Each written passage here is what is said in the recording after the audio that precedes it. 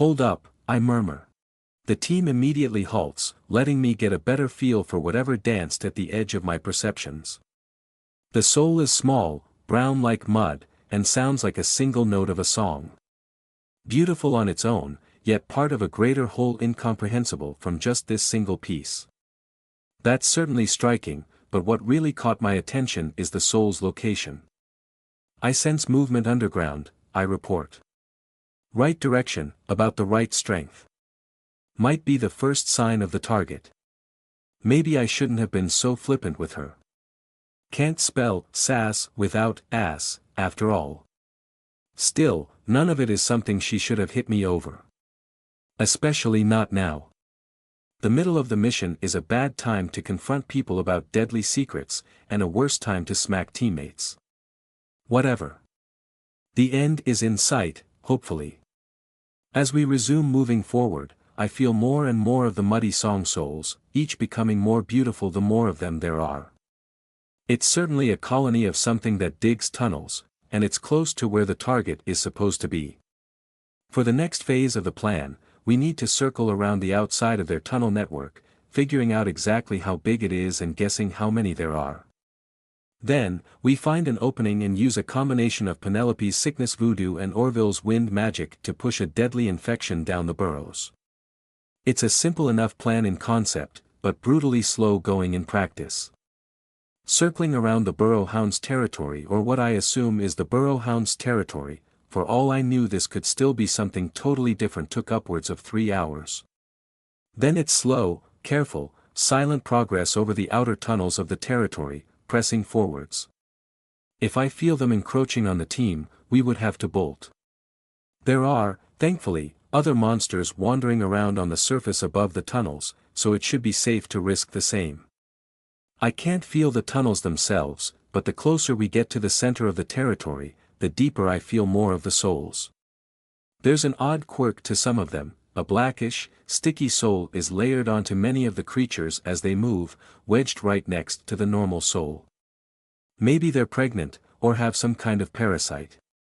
What makes it so odd is that parasites tend to have very tiny souls, often too small for me to detect while inside a far larger body with a far larger soul next to them. The dark, sticky souls are about the same size as the main one, though. I have no idea what that could mean. Not a huge deal, I suppose. Either way, we're here to kill them. Eventually, I feel it, a spot where the souls move from above the ground to below and vice versa. With a vantage point, I spot them, the burrow hounds, like large moles with wide noses. They snuffled around on 4 legs, drooling wherever they walked. Contact, I whisper. Burrow hounds confirmed. Only about 6 of them are around this opening. There's a clearing around the hole where trees are uprooted by the hounds' rampant digging. Time to clear the area so the mages can work. Just 6, I murmur to the team, trading my vantage point with Orville. For in sprinting distance above ground, 2 in the burrow. Sounds like we're up, then, Nora responds, readying her shield. I'll draw the 2 in the burrow out and run back to you. These guys are weaker than the little disciples, right Vita? Way weaker, I confirm. Like maybe half an orphan each. Probably not smart enough to grab at your helmet. Half an orphan. Orville murmurs from above. So I'm with you, Vita? Bentley asks hesitantly. Yes, I confirm. Stay hidden until Nora brings them over. We don't want any heading back to the burrow. We want this one open and safe for us to drop Death down. He nods, a bit less of his fire than usual. I suppose even he must be worn out for the trip. That, or maybe he's embarrassed by his showing in the little disciple fight. Small, weak enemies were not his forte, and this would be more of the same. Small, weak enemies were my forte, though. That said, I don't want to over-rely on my soul-sucking. Getting close enough to monsters to touch them is a dumb idea when I have a spear. Of course, letting monsters eat me when I can murder them with a touch is also dumb, but not giving them a chance to eat me in the first place seems ideal. I'm sticking with the spear. Nora's lure works, no surprise considering how huge and loud she is, and the two hounds rush over to where we hide in the brush. A quick stab from me, a wide swing from Bentley, and they go down. No sweat. Shortly after, the four others rush in, but Nora successfully holds their attention long enough to give our team more clean kills. These things are weak. Not that it stops my heart from nearly hammering out of my chest. Weak they may be, but my best guess on how many were below our feet. Thousands, easily. No wonder the Hunters Guild sent our team to biobomb them. What else would even work? I pocket the souls and move up. As a unit, the whole team approaches the burrow. I hand Penelope a burrow hound corpse and she sets to examining it as Orville begins to cast a massive, complicated spell. I sure hope this will all work, or the last 2.5 days have been a big waste of time. Well, a waste of time for everyone that doesn't get to eat a huge store of delicious, delectable souls. I wanted to devour them all so badly. Now is not the time for that, however. Now, I focus. The burrow hounds aren't happy at all about our crew camping one of the holes to their home, but ultimately it's only a single hole. They cannot understand the threat our team poses to them, and they're far from the most aggressive species in the forest. For now, they seem content to leave us alone, though agitation is building on all sides.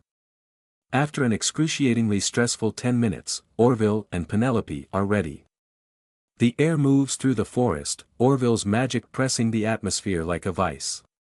Air flows quickly down into the burrow as Penelope focuses on her own spell, the wind carrying her deadly plague down, down, down into the tunnels.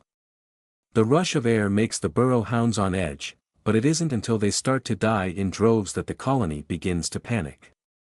"We've got a reaction, guys," I murmur. "They're moving." The team nods, but there's not much more to say. A few of the two-souled hounds die, but the sticky soul that had been on them doesn't. The black souls abandon the dead hounds, moving quickly by themselves to a living one. What were those things? They felt just as big as the hounds, soul-wise, but the hounds weren't attacking them. Before I can think about it any further, however, something big moves in my senses from deep underground. It feels like the burrow hounds, all muddy and musical, but it's absolutely massive, many dozens of times larger in soul than any of its fellows. It has multiple sticky souls attached to it, and the damn thing is plowing through dirt like water, headed straight up. Big one. Big one incoming to the surface. I warn. I do a quick judge of its soul size compared to the team's, and yeah, no way, no how. Retreat. I call. If it comes, we can't take it. Belay that for a moment, Remus says, stepping forward. Report on the primary objective, Vita. Over 100 dead and rising, sir. I estimate well over 1,000 in the burrows. Penelope. Remus asks. Not enough, she answers. I need twice as many infected before I'm confident it will kill the colony.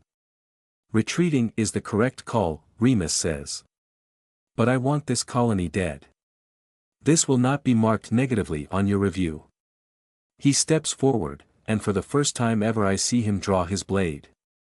A simple, two-handed longsword, its hilt and pommel carved of the same blue scale-like material as his armor. Yet the blade. It gleams in the daylight, incredibly intricate patterns carved along the blade. Cold, dense, and sharp, there's a force to it that other weapons simply did not have. I'm no learned mage, and I cannot see nor feel the intricate flows of magic. Yet the pressure around the gleaming metal weighs on me as it gathers and readies power like a man would draw and expel breath. The blade is metal. I've never seen anything like it in my life. 100 yards in front of us, the ground erupted in an explosion of dirt and fury. The massive burrow hound is more than just an upscaled mole, its long fur is stiff like spikes, the drool from its slobbering mouth hisses on the dirt below. It is a beast of muscle and death. Screeching in fury, the monstrosity charges at our group, Remus in front. Dozens, maybe hundreds of its kin burst up the tunnel after it, rushing after their leader as they emerged in a tide of death. Orville. Penelope. Keep focusing on the burrows, Remus orders. Your job is to make sure not enough of them retreat to be a threat later. Vita, Bentley, Nora. He swings the blade so fast, I never even see it. He simply held the sword in one stance, then in another, like a painting of before and after the swing with no interim. A blast of pressure crashes in my ears, and a majority of the burrow hounds charging us were dead. Only the ones directly behind the biggest hound live, the insanely massive dog mole having taken the attack with only a gash to its face. It charges forward nonetheless, unslowed and undiscouraged. Do what you can, Remus finishes, moving forward to intercept. It's clear, however, that there is nothing our team can do but watch in horror as Remus effortlessly carves through the rest of the above-ground hounds. He wades into them like I might wade through the sewer, counting them as nothing more dangerous than shit. Even the massive hound proves unable to tank his blade up close. The survivors break after the larger hound dies, Remus cutting them down anyway. We do nothing but stand and gawk. Remus is the man with the strongest soul I have ever felt. Yet I never realized how wide that gap had truly been until this moment. The only thing that catches my mind beyond his overwhelming display are the sticky-souled creatures inside the largest hound. Most of them died when Remus nearly cleaved the beast in two, but a few of them remain alive. Remus, however, neither notices or cares, starting to make his way back to our team. To kill the ones that retreat in the burrows, as I said, Remus calls back, flicking blood off his blade from half a field away. And yes, I'm human. I'm a decent warrior, but I can't dig. Carefully, gently, he takes a cloth and wipes the sword clean, sheathing it once more as he makes it back to the rest of us. Have you finished the dispersal, Penelope? He asks. She glances at me, eyes wide with the implied question. We're still shy of T200 deaths you underground, I think, I managed to stammer out. Probably just another minute or two. He nods, seeming content. There's some survivors still, over there, I tell Remus. They're inside the big hound's body, but they're not hounds. He frowns. Really? How strong are they? Not very, I say. About as strong as one of the normal burrow hounds. There was a really big one, but you killed it. The survivors feel like they're inside the COR, No, they're moving. I feel the souls start to spread out in every direction, as if fleeing blindly. I squint, but I see nothing. Remus stares as well, but seems to be having the same problem. Are there any coming this way? Not directly, I answer. Well, keep tabs on them. I don't know what they could be, but obviously you should assume they're dangerous until we do. You're certain they're not baby burrow hounds? That might have been a queen. I can't say I'm sure, but they feel totally different to burrow hounds. Whatever they are, they must be very small. I do not even see the grass moving. Come with me, we'll investigate. Take me to the closest one. I nod and do as I'm told, leaving the team to finish the mission as I lead Remus into the path of one of the few that's fleeing kind of in our direction. As it gets closer I point at where I feel it, and Remus strikes out with a kick in that direction. I almost, maybe see something, a flicker, a bit of movement, but whatever it is launches itself at Remus. He seems to see something then, punching at the air. I hear a wet slap, and whatever it is simply dies. Remus murmurs, taking a look at his gauntlet. I peek as well, seeing almost nothing.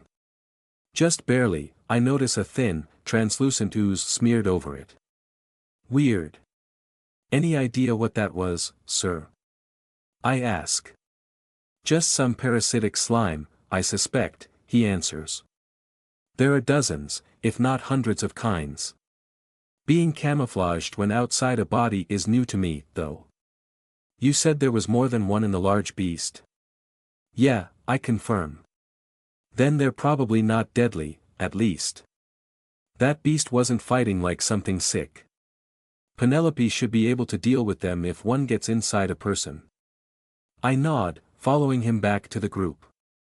I make an excuse about procuring rations and head into Remus's murder zone, collecting souls before Penelope finishes her genocide. Then it's time to start the return trip, which is unlikely to be any less deadly. At least the end is in sight. A few hours later, we make camp well away from the corpse-filled burrows and the scavengers that were no doubt already feasting on the aftermath of Remus's passing. Finally, I had somewhere relatively safe. I want to talk with the team, but even more than that I want them all to be asleep. I nabbed an absurd number of souls, including that of the ridiculously huge burrow hound. Its soul is even bigger than mine, yet it still fits nicely inside my body. I can barely wait to eat it. Eating all these burrow hound souls would be a near-literal symphony of flavor. They felt so wonderful just to have bumping around inside me. I couldn't help but squirm around a bit, I'm just so excited. Still, I can't fantasize about meals too much or I'll go crazy. Everyone is still awake, so I should probably stop squealing to myself in excitement during a pretend bathroom break and actually go talk to people. I begrudgingly return to camp, heading over to Remus.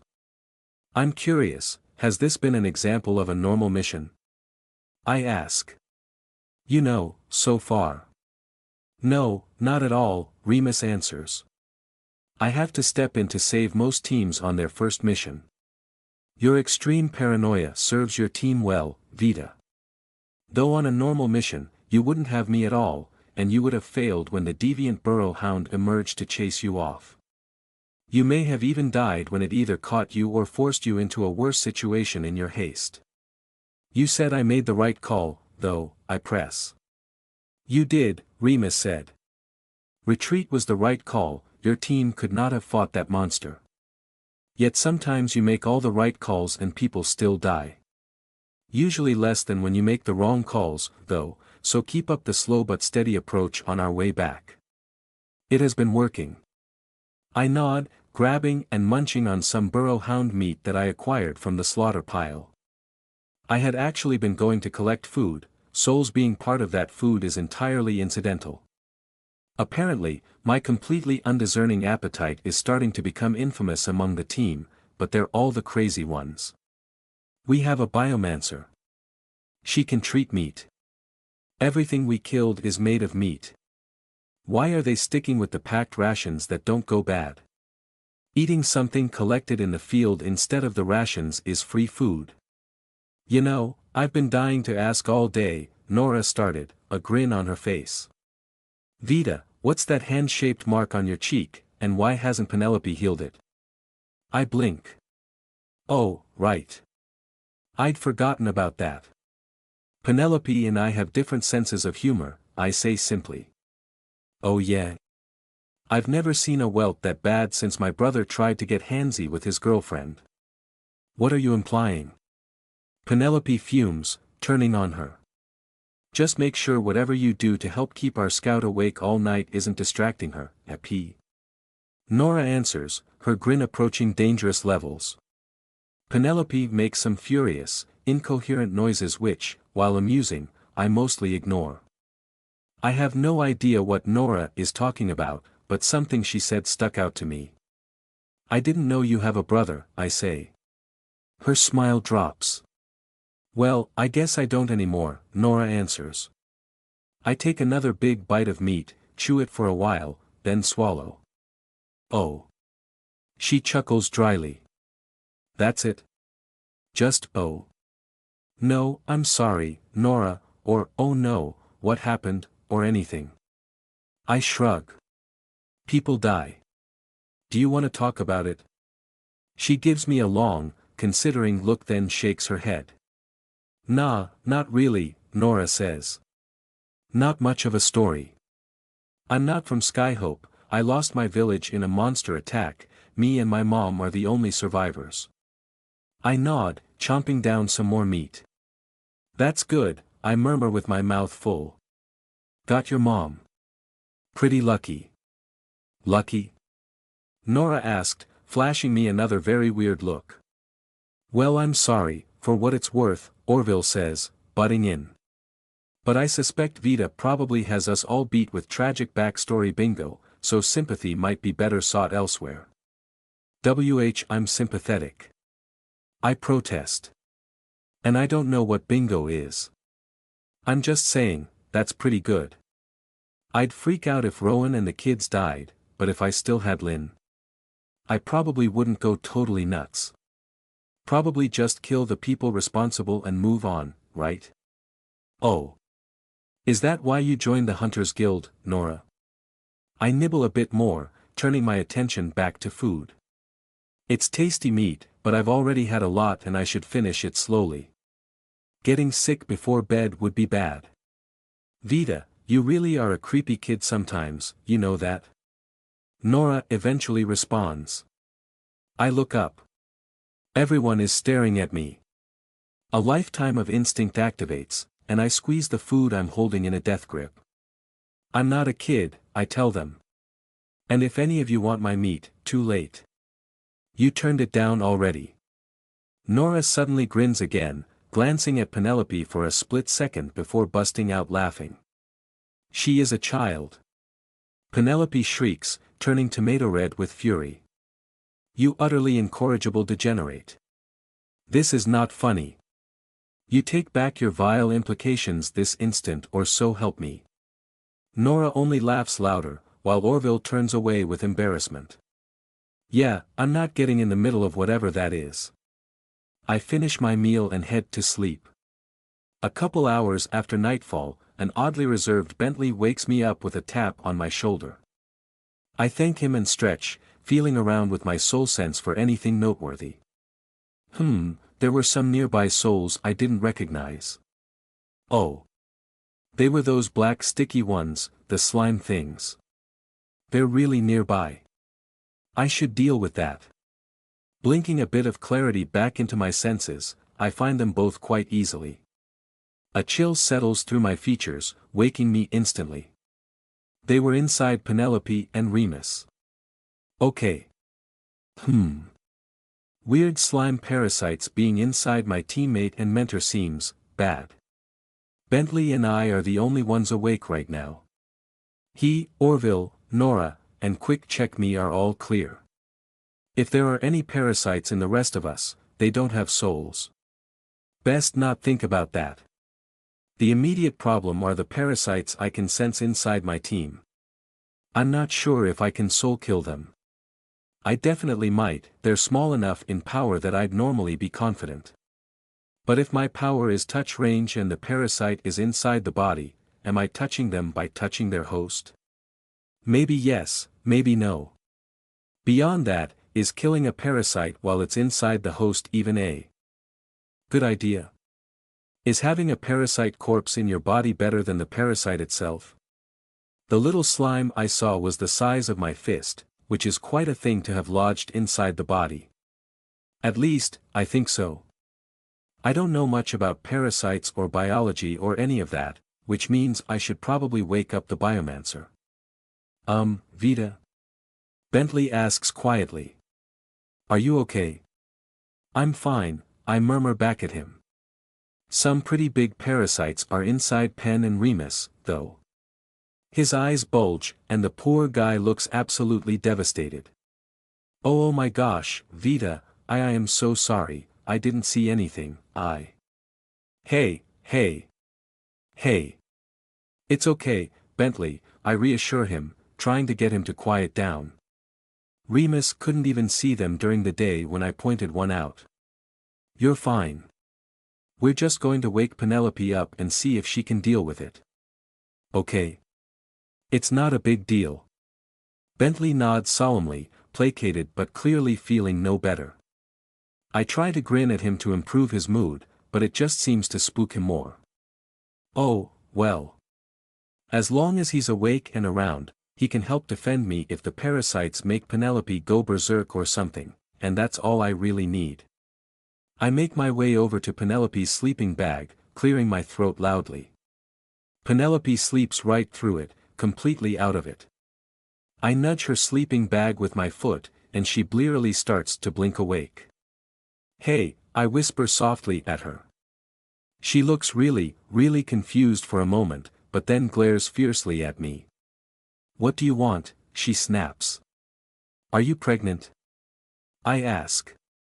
She opens and closes her mouth a few times, her face mixing fury, concern and abject confusion in a way I've never seen on a person before. "Pregnant," I repeat, trying not to smile. "Yes or no?" "No," she hisses. "Okay, then I think you have a parasite inside you." That got her awake. Instantly she was sitting up, a look of all-consuming terror in her eyes. She hesitates a little, eyes twitching, before taking a deep breath and starting to cast a spell. "Okay, do you know about where it is?" I frown, focusing. It was hard to tell when it was inside Penelope's body, her own soul was so much bigger it acted as cover. "Upper half of your body, I think," I tell her. "Neck, maybe." That seems like a weird place for an internal parasite. "It is," Penelope says slowly. "Okay, let me scan for it." She's breathing hard. Geez, I really spooked her. The girl must have a thing against parasites. She brings her hands up to her neck and lets the spell cast, running it slowly down and around her body. Eventually, after scanning from head to toe, she shakes her head. "I don't detect anything." "Well, I still do. There's one inside Remus, too, and when we encountered something that felt like it before, he couldn't even see it in broad daylight. It was this little slime thing, translucent, about as big as my fist." "Would being a slime change the kind of spell you need to detect it?" "No, it wouldn't," Penelope insists. "You're positive something is inside me? Even though I can't detect it at all?" She looks really freaked out, but no sense lying about it, I suppose. 100%, yeah. They're the same things I felt inside burrow hounds. She nods, slowly. "Is it just Remus and I? There aren't any others?" "As far as I can tell, yeah," I confirm. "Vita's never been wrong so far," Bentley chimes in, worry in his voice. "You might be really sick, Penelope." Penelope pinches her chin with her thumb, thinking. "Well, that's the problem. I'm not sick. As best I can tell, I'm as healthy as I've been all trip. We should wake Remus up, see if he has any insight." I take a deep breath. Something was up, but I have no idea what it is. Just some hyper-camouflaged creatures evolved to be invisible to biomancy, maybe? Is that how nature works? Well, I don't have any better ideas. "We may as well wake everyone up," I say. I was keeping track of the parasites before I passed out, they must have slipped in during the few hours I was out. It might be dumb luck, or they might be smart. Camp could be unsafe. Penelope nods slowly, a fear-induced stiffness throughout her entire body. I nod to Bentley, who shakes Orville and Remus awake while I go to get Nora. "Vita? What's up?" Nora murmurs as I nudge her awake. I doubt a monster attack would mean I get this nice of a wake-up call. "Parasites," I answer. She curses and stands up immediately. I explain the situation to the group, with a bit of help from Bentley. Remus stays stoic and silent throughout, only reacting when I explicitly ask him in the end. "What do you think we should do, sir?" Remus thinks for a while before answering. "If Penelope can't detect them, we might need a more specialized biomancer," he says slowly. "Penelope, keep an eye on our conditions. I will arrange treatment for us personally when we return to Skyhope. In the meantime, if something catastrophic starts to happen, Penelope should be able to detect and treat it. Otherwise, without anything obvious to go on, we eat extra rations and pray to the Mist Watcher that it's just leaching nutrients." He nods at Penelope.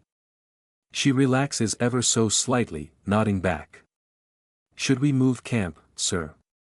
He grunts. "Your call, Scout." Internally, I groan. Remus would kick my ass back at the guild if I didn't play it safe, but what was more safe in this situation? I think we keep the camp in place rather than try to move at night, I say. I'll stay awake the rest of the shift, and I'll know if any more parasites come. Orville and Nora sag with relief, while Remus nods. Fair enough. Let us know the moment you detect any changes, if you do. I nod, letting everyone get back into bed. Time to wait until everyone passes out so I can snack on my bounty. So I wait. And wait. And wait. Slowly, quietly, I get up and walk back over to Penelope's sleeping bag, sitting down next to her. She tenses, her full body coiling like a spring. Hey, I whisper to her. You doing okay? She doesn't respond, still pretending to be asleep. Well, if she was going to play it like that. You know, this kind of reminds me of the one time a kid I knew died and the guards actually cared, I murmur softly. There were maggots in his brain. Some kind of bug had laid a bunch of eggs in his ear, right? And apparently, over time, they hatched. These maggots started eating his brain, kinda like what you do to those rats.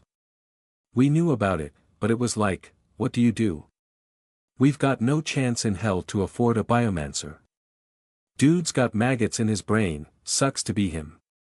But one of the older kids realized they were some kinda monster bug eggs, and he got a reward for showing the guards the corpse. I think he might have known about it while the kid was alive, but waited until he died so we didn't have to share food anymore. Can you imagine? Knowing someone's head was slowly getting eaten from the inside out and deciding. Okay, stop. Penelope hisses. I'm sorry I slapped you. Okay. Is that what you want to hear? No, but thank you for apologizing. I just wanted to make sure you were okay. I could tell you weren't really sleeping. I am, by all methods I'm aware of, completely fine, she whispered back. But. I prompt. But I'm terrified, she admits. I'm clearly in danger, I don't know how to handle it, and I don't want to die. I nod. Not dying was a goal I could totally get behind. This might be a good moment. Well. I guess I should say, then. You pretty much already know, but I'd like you to keep it secret. Penelope glances my way, rolling over a little to see me better in the darkness. You were right, I tell her.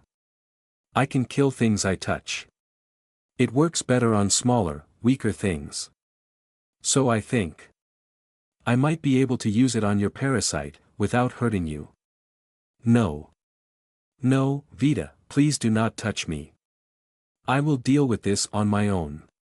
I frowned. You sure? She swallows. Completely sure. You might kill me. Or you might kill the parasite, and I still wouldn't be able to find it. You said it was large. If I can't find it to remove it, that could cause even more damage. So we have to do this the right way. Does that make sense? I guess so. You're not worried about my death touch thing, right? She manages a little bit of a smile. A rare sight, from her. Well, you can touch someone and kill them. I can touch someone and kill their whole village. So, no touching. I blink, smiling back a little. Oh, thank goodness. She doesn't care about that bit. That went well, then. I'll wake you up if I feel anything weird with you or the parasite, okay? You can relax. Thank you, Vita, she says with a slight nod. I will try. Wow, a thank you, I comment, grinning at her. You must be shaken up. Her smile freezes for a moment, but she quickly turns over and buries her head in a pillow. Go back to guard duty, she murmurs. You're welcome, I respond quietly, getting up to do just that. Let me know if you change your mind. Nearly another hour passed, and Penelope finally goes to sleep. About damn time. I've been hankering to munch all day. With monumental effort, I keep the huge sole in storage and continue to only eat a few of the weaker ones, like I have on previous nights. I want to eat the big one so goddamn bad, but, in the middle of a possible crisis, seems like a bad time to indulge. We make it through the night without further incident, and the next 2 days the team focuses on getting back to the city as quickly and safely as possible. There are a few more fights and scrapes, but nothing as dangerous as what we cleared on the way out. I keep a close mental eye on Remus and Penelope, but they seem mostly okay. Penelope runs hourly scans and continues to turn up nothing harmful. I'm not sure, but the parasite souls might be slowly getting bigger. It's difficult to tell, being hidden in souls so much larger than they are, but I point out the possible strength increase to the team and resolve to keep an eye on it. Both Remus and Penelope are eating a lot more than usual, but whether it's need or stress is difficult to say, even for Penelope. Remus is as unflappable as ever, but the closer we get to the city the more Penelope starts to freak out. I hope she's okay. For a girl that systematically experiments on animals, she sure is freaked out by having something in her own body. Maybe it's the fact that she herself couldn't detect it, that she had to rely on me to trust it was even there. I won't complain too much about that, I need all the trust one can get. When the trees start to thin and the edges of Skyhope Crater come into view, a palpable energy flows through the team. We made it. Orville and Nora are beside themselves with glee. Bentley is still oddly reserved, but he smiles at the sight. Remus is as stoic as ever, while Penelope looks like she'd shat herself.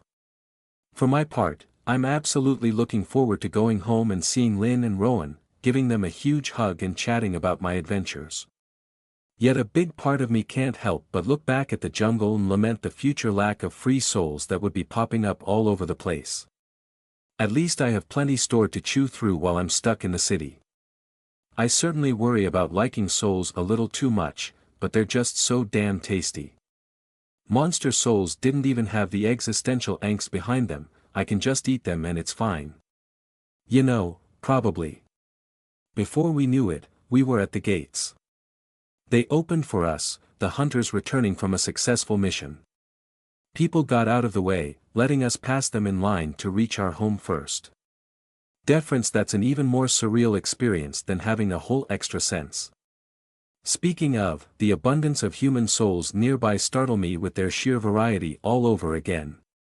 It had been a constant pressure in the jungle to identify groups of like monsters, but now there are no groups, at least not beyond the tiny, barely worth noticing vermin of the city. Humans are all unique, each of their souls an individual work of art. We all trudged back to the Hunters Guild. Remus gave us the rest of the day off, grabbing Penelope and hauling her away to find a healer. There was only one place for me to go, the shack. After dropping my things in my room and grabbing a meal, I sprint to the stalls, buying more food and rushing back home.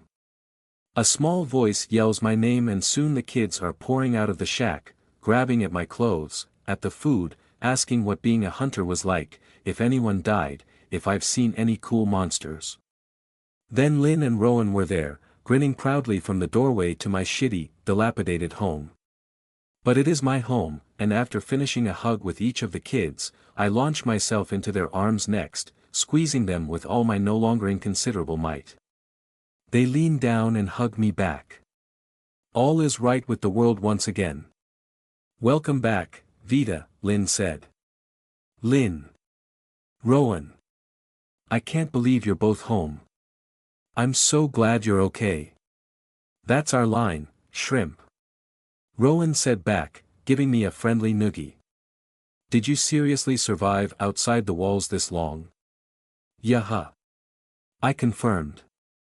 I'm a great scout. And we have a biomancer so we can eat monster meat. It's so tasty. Feels like that's not all you've been eating, Lynn murmurs quietly, grinning conspiratorially. I nod rapidly, pointing down below. She laughs and the three of us descend to the room under the shack. I'm finally back together with people I don't have to hide anything from. There was so much I wanted to talk about.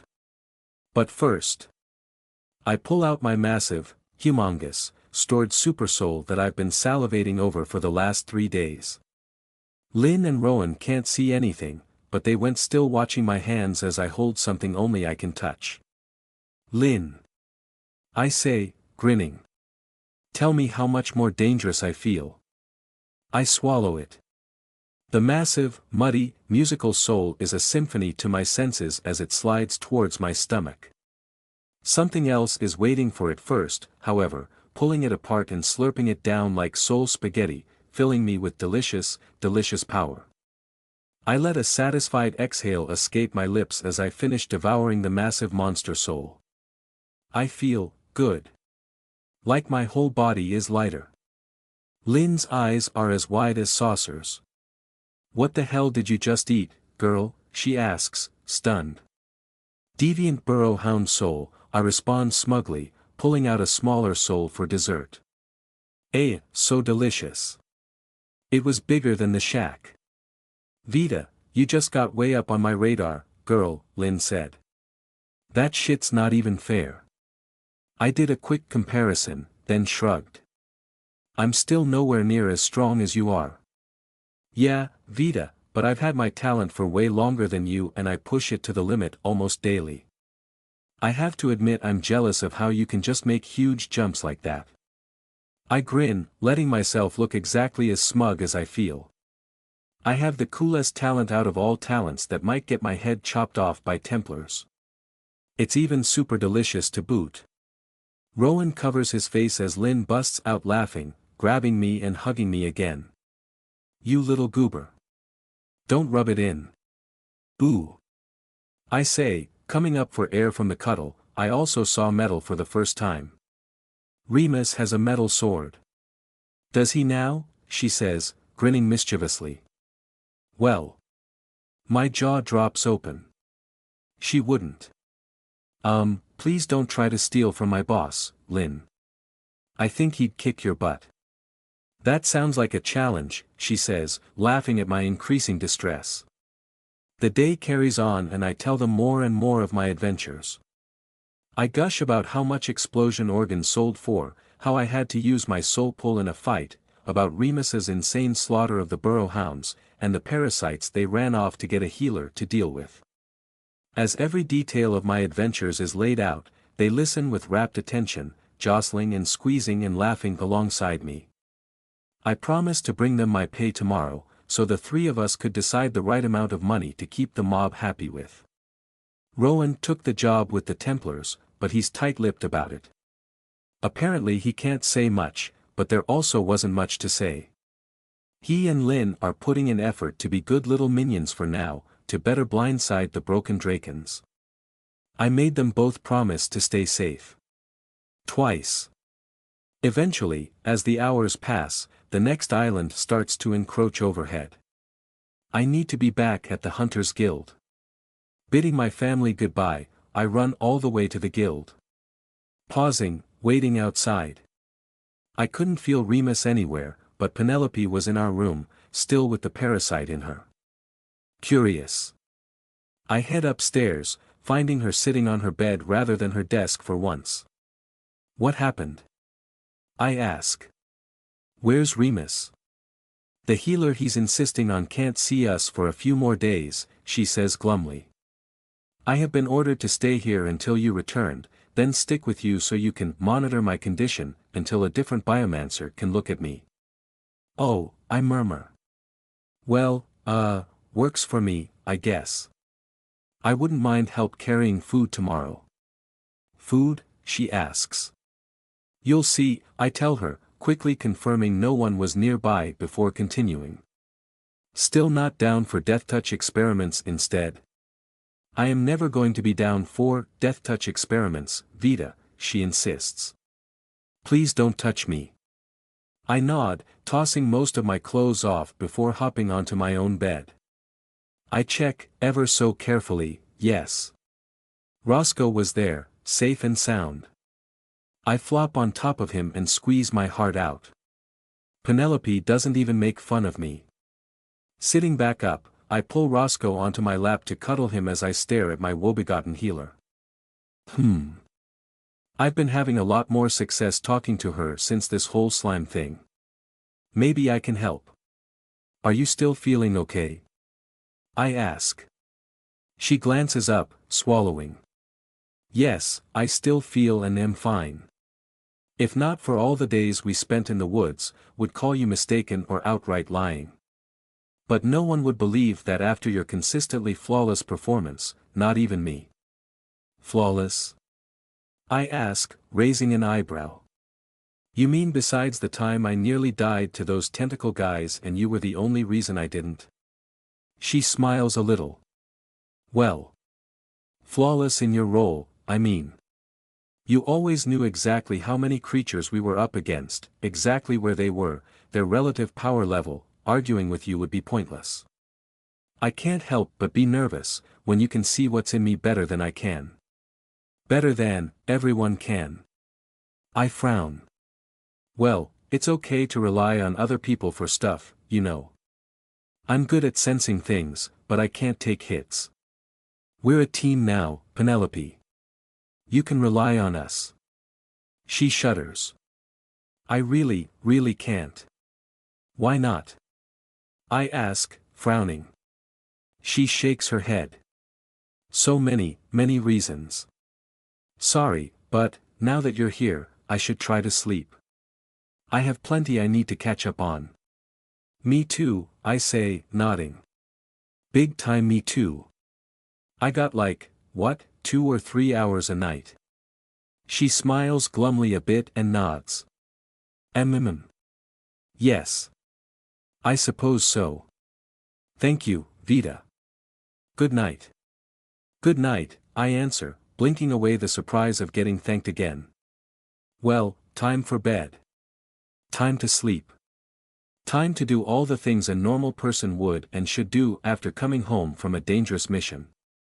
Except that my teammate still has an unknown parasite inside her, and only I can tell that it's there. Groaning internally, I get into bed, squeezing my best friend Roscoe. I wait, patiently, for Penelope to fall asleep. Then I sit back up, pull out a soul, and munch down on it. Still, I hope that healer Remus knows hurries it up. Staying up late is exhausting, but thankfully I have Roscoe to keep me company this time. Hours upon hours pass before light reaches the island once more, and Penelope manages to sleep through all of it. Good. At least someone got rest. The parasite grows ever so slowly stronger, but the first thing Penelope does when waking up is scan for problems. Still nothing. I seem to be fine, she murmurs. You, however, look like you got run over by a cart. Are you all right? Didn't sleep, I answer back, yawning. Wanted to make sure nothing happened overnight. Was afraid the slime would start hurting you. Or escape. Or have a baby. Or something. She looks taken aback. You really don't have to do that for me. I am fine. I shake my head. Remus said assume everything in the forest is deadly. Then he said to watch you. I'm gonna watch you. I see, she says slowly, looking away. Would you like me to wake you up a little? It's no substitute for real sleep, but it should help. Could I afford not getting a magical pick-me-up if I'm supposed to watch her all day? Sure, I say, body tense. Penelope walks over and casts something. I watch her very carefully.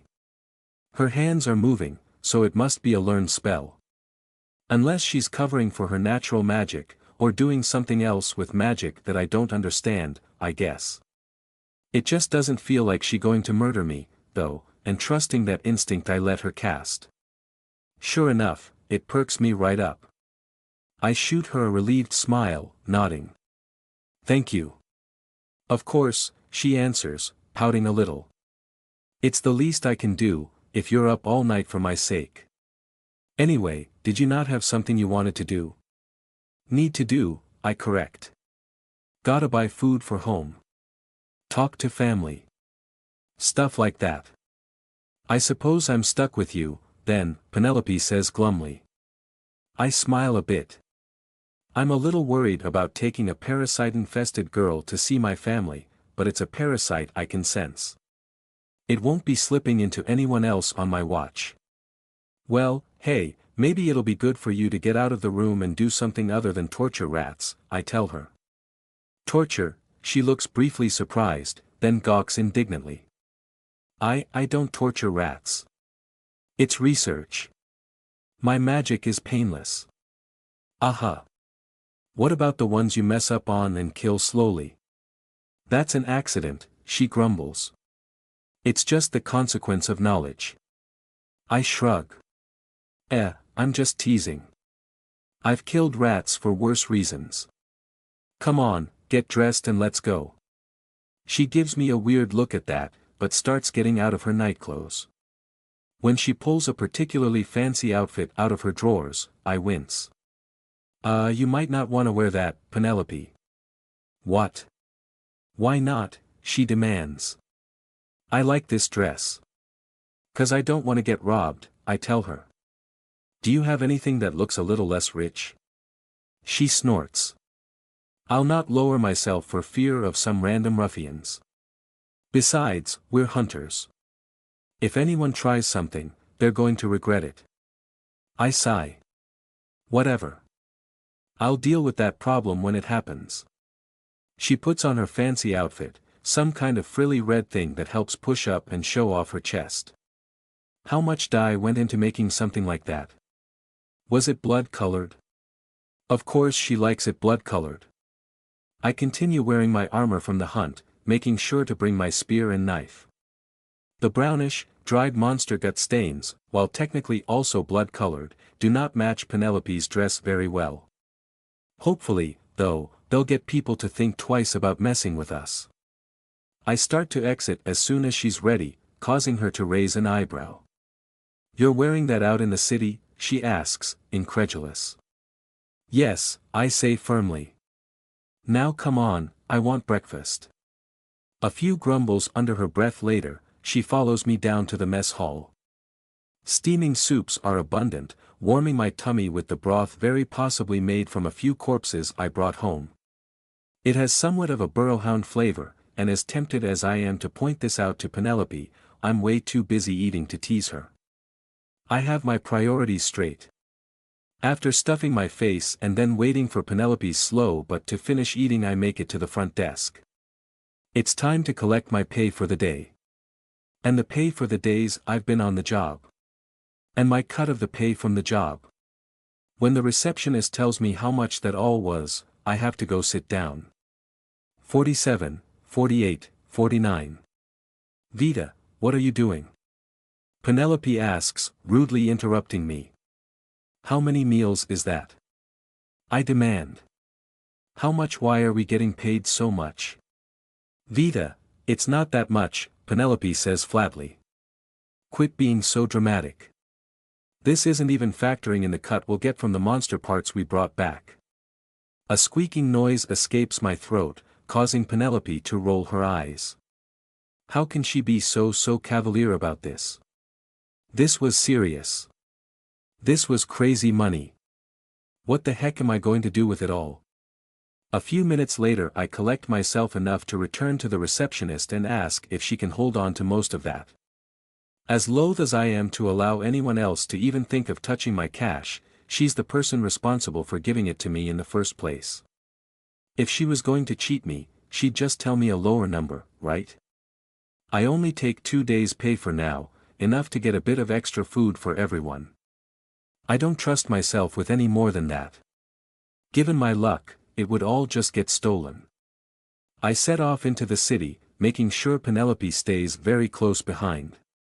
It was more for her own basic safety than anything else. She grumbles and complains a little as we move to the poorer districts, gets indignant when we go even poorer, and by the time I got anywhere close to the place I actually intended to buy food from, she was downright disbelieving. The streets here are more dirt than stone, the half-dilapidated houses cracked and crumbling. I walk in zigzag patterns that Penelope quickly learns to match, dodging thieves, horseshit, and occasionally human shit as we make our way down the road. Squatters line the streets, many only kept from pawing at the rich girl's legs by a death glare from me.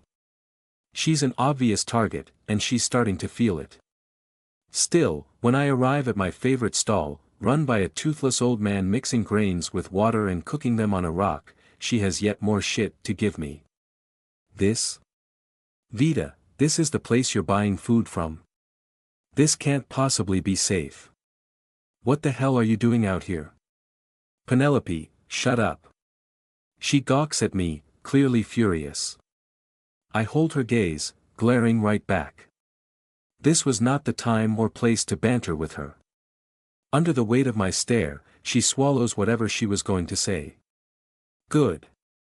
I turn my attention back to the bread seller. Sorry about her, Dathis.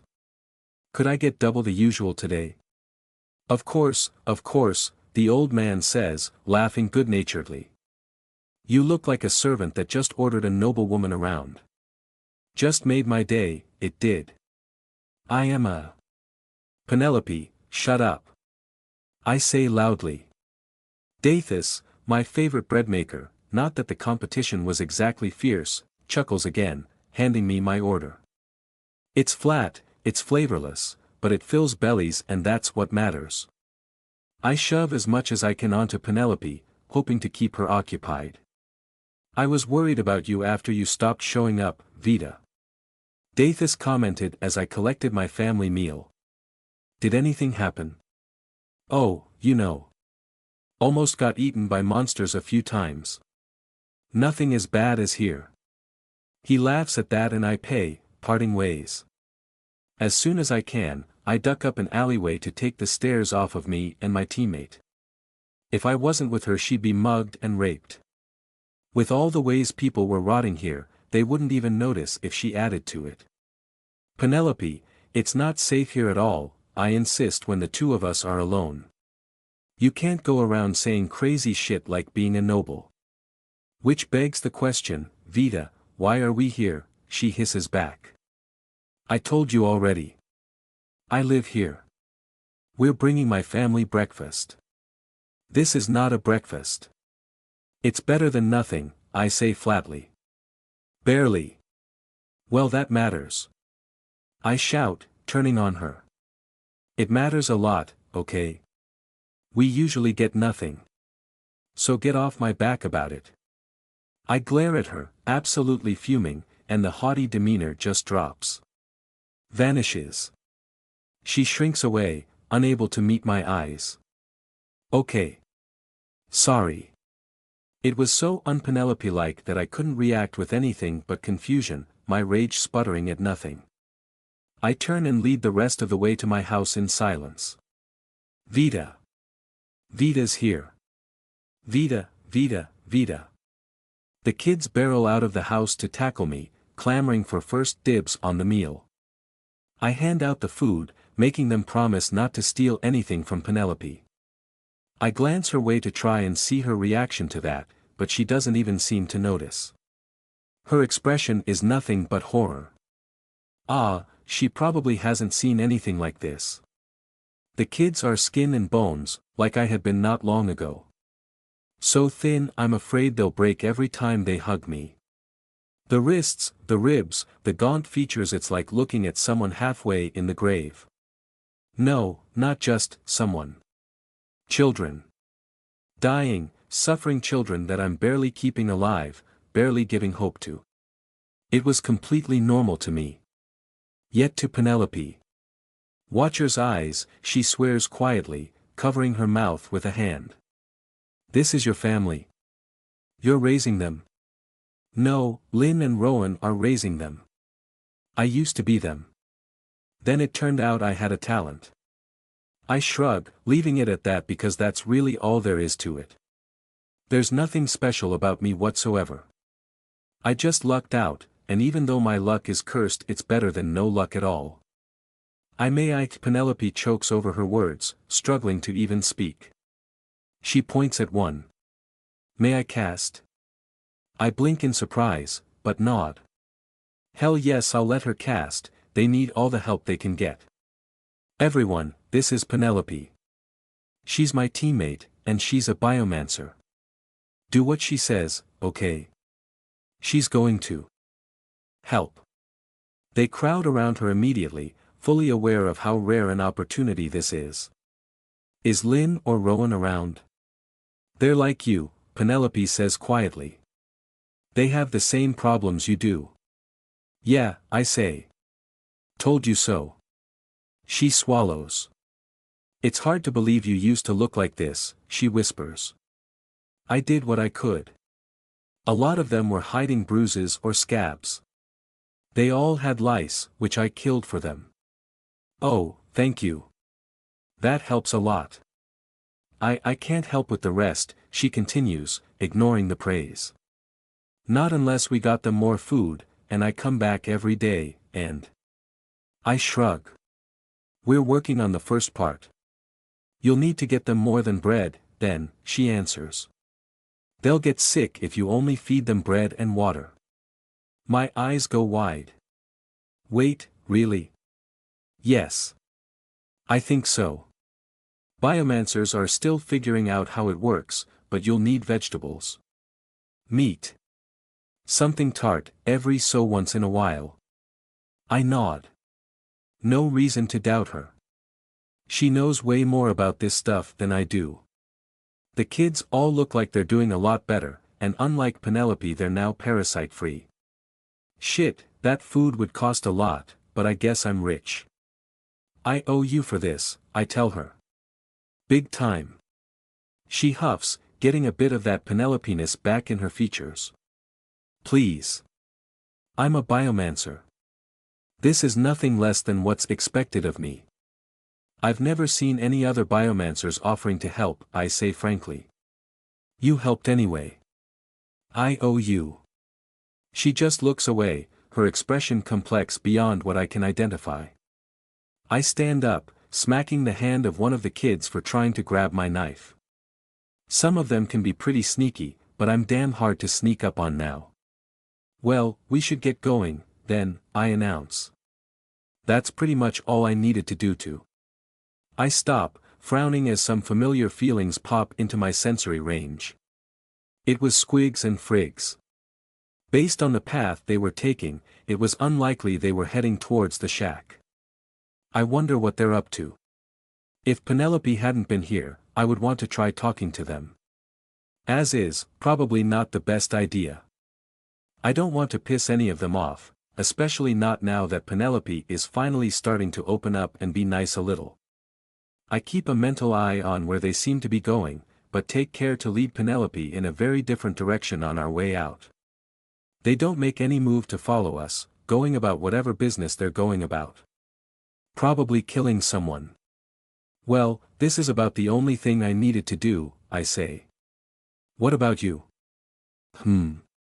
Penelope asks, looking up from being lost in thought. I said, is there anything you want to do? If we're stuck together until Remus gets back, I can follow you instead of the reverse if you have things to do. Oh. Well, there are a few things HRM. But you, ugh. We would need to. Yes. I prompt, trying to get something coherent out of her. Well. Perhaps we should head back to the guild. I'd like to see if Nora is around. She wasn't in the dorm last night. I nod. Okay. We can do that. This way. I turn down another alleyway, bypassing what would have been a mugging 2 blocks ahead of us. You know these streets well, don't you? She asks. Yup, I confirm. Kinda have to. Yes, they're not very well planned, are they? It must have been dreadfully difficult learning it all. I shrug. They're kind of weirdly put together, but the streets have their own sort of logic when you get used to them. I feel the muggers move position, trying to find another spot to ambush us. Could they see where we are somehow? Maybe hear us talking? There are only 6 of them and they're all wimps. Penelope and I can probably stomp them. It's not really worth the effort, though. Okay, I know these roads are complicated, but I'm certain you just turned us around, Penelope comments. I did. Muggers ahead. They might be tracking us somehow, I'm gonna throw them off.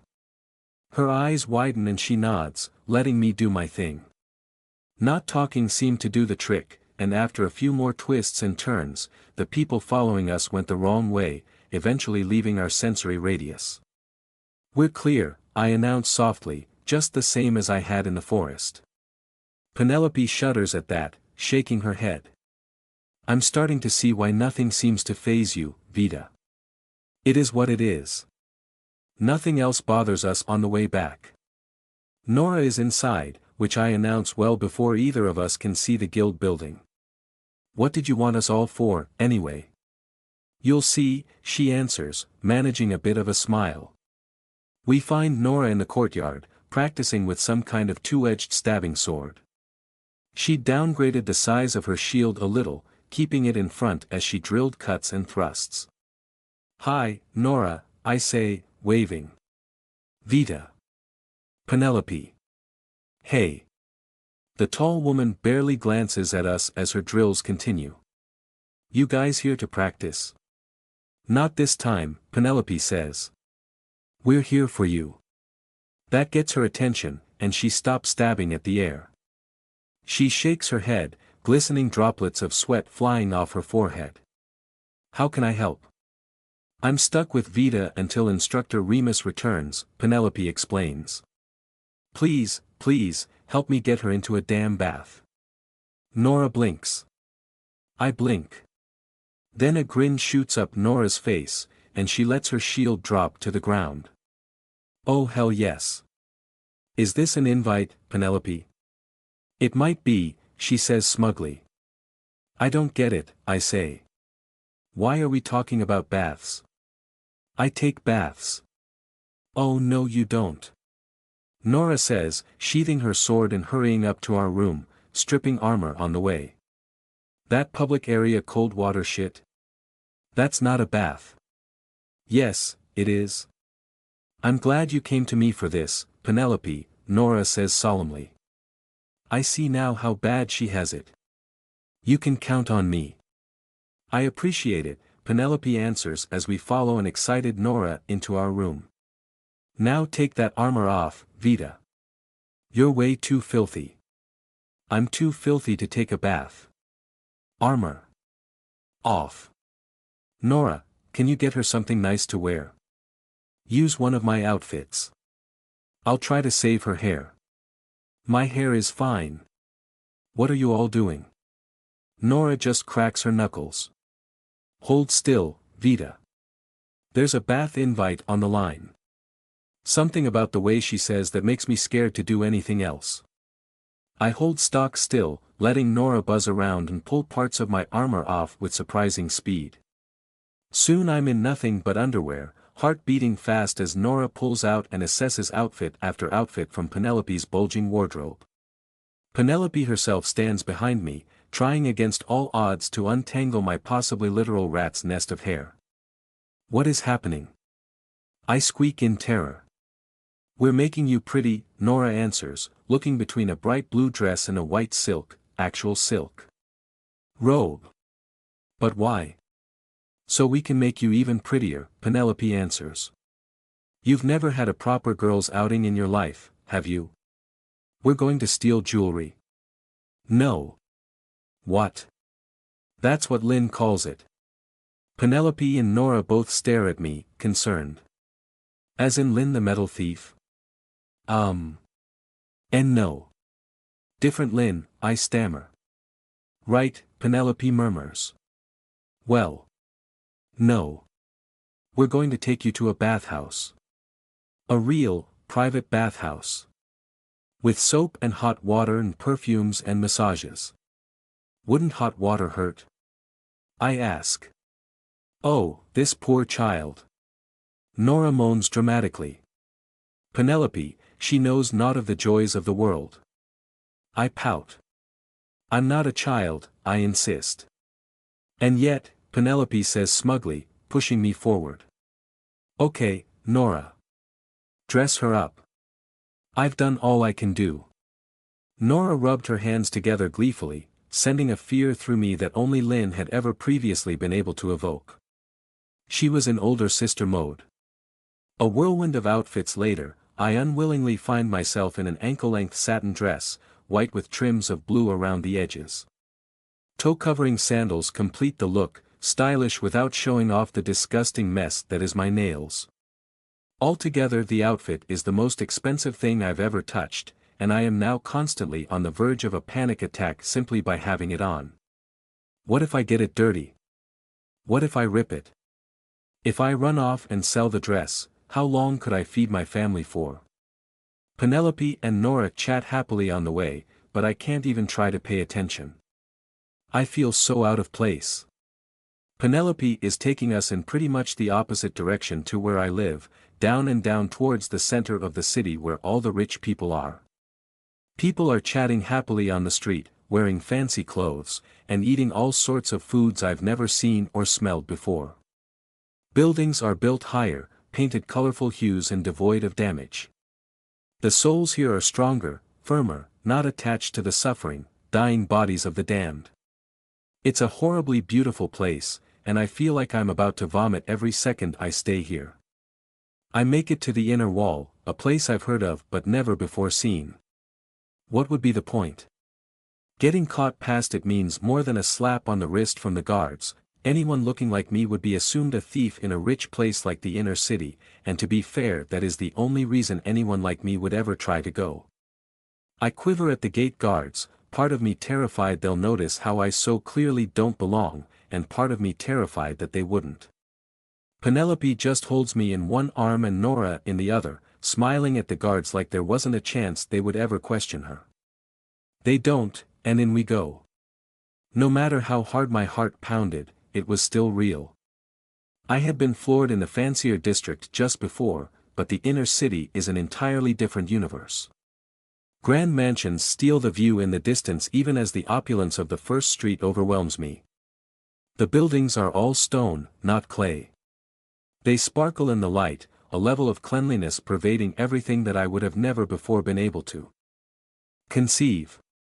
When Penelope finally takes us to the bathhouse, a massive building with an endless stream of people walking in and out, I'm sure the jig was up. Someone would call the guard and I'll be kicked out, or maybe taken away somewhere and exposed as a heretic. Instead, Penelope simply cuts to the head of the line, grabbing me in a side hug as she leans over the counter to talk to the receptionist. "Mary. Wonderful to see you. My friend here just took the nastiest fall, as I'm sure you can tell. We're going to need the works today." "Of course, Lady Vesuvius," the receptionist answers, smiling brilliantly. "3, then. Please." Penelope then swiftly pulls me down a hallway, the shock of the whole situation letting me finally gag out a few words. "Lady Vesuvius?" "So they call me," Penelope answers. "Wait, Vita, you didn't know?" Nora asks, surprised. "Vesuvius, which noble house was that?" "I legitimately have no idea. I know jack shit about politics." Penelope just grimaces, declining to answer my question. A story for another time. Come on, let's get undressed. I put all this on just to take it off again. Penelope rolls her eyes, she and Nora starting to strip. To my surprise, they don't stop with their underthings. Am I going to have to walk around naked? Oh, well. I doubt anybody will bother to look at me when I'm next to Lady Curves and Mount Muscle. For some reason, that thought is making me feel worse instead of better. There isn't much time to think about it, and soon my naked, bony but was being ushered into the bathhouse proper. Other naked people were everywhere, not to mention the pools full of steaming hot water. "Are you sure this isn't going to scald my skin off?" I ask. "Not unless you piss off the thermomancer in charge." Nora answers gleefully. Then she pushes me in. Oh, shit. It was really nice. Really nice. Well. You like it, Vita? Penelope asks. Murphelburble. Thought so. I lean down into the heavenly waters. What is this? I've never felt anything like this before. This is incredible. Warmth, all over my body. Holding me, soothing me. It felt so good. I could relax in here forever. I nearly pass out before Penelope suddenly snaps her fingers twice in front of my face. Hey! Don't sleep in the baths, Vita. I shoot awake, looking around in a panic. Oh gosh, that's right. I have to stay vigilant. The parasite was totally normal. Its soul has been getting bigger a bit faster lately, but Penelope's soul seems fine. The slime is doing something, though, and I still need to figure out what. For that matter, what the heck is Penelope up to? Being super nice is weird. She must want something, right? So, Nora, Penelope says suddenly. Finally learning to use a weapon. She groans.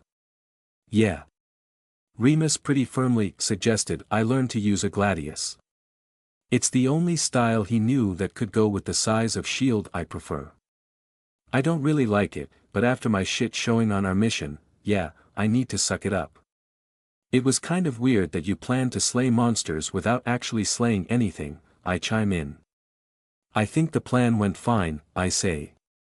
You were the shield, I was the spear. Or I guess the knife. It worked as intended. It's not bad that there might be an even better way. Nora grins. Hey, look at you, cheering me up. What have you two been up to all day, anyway?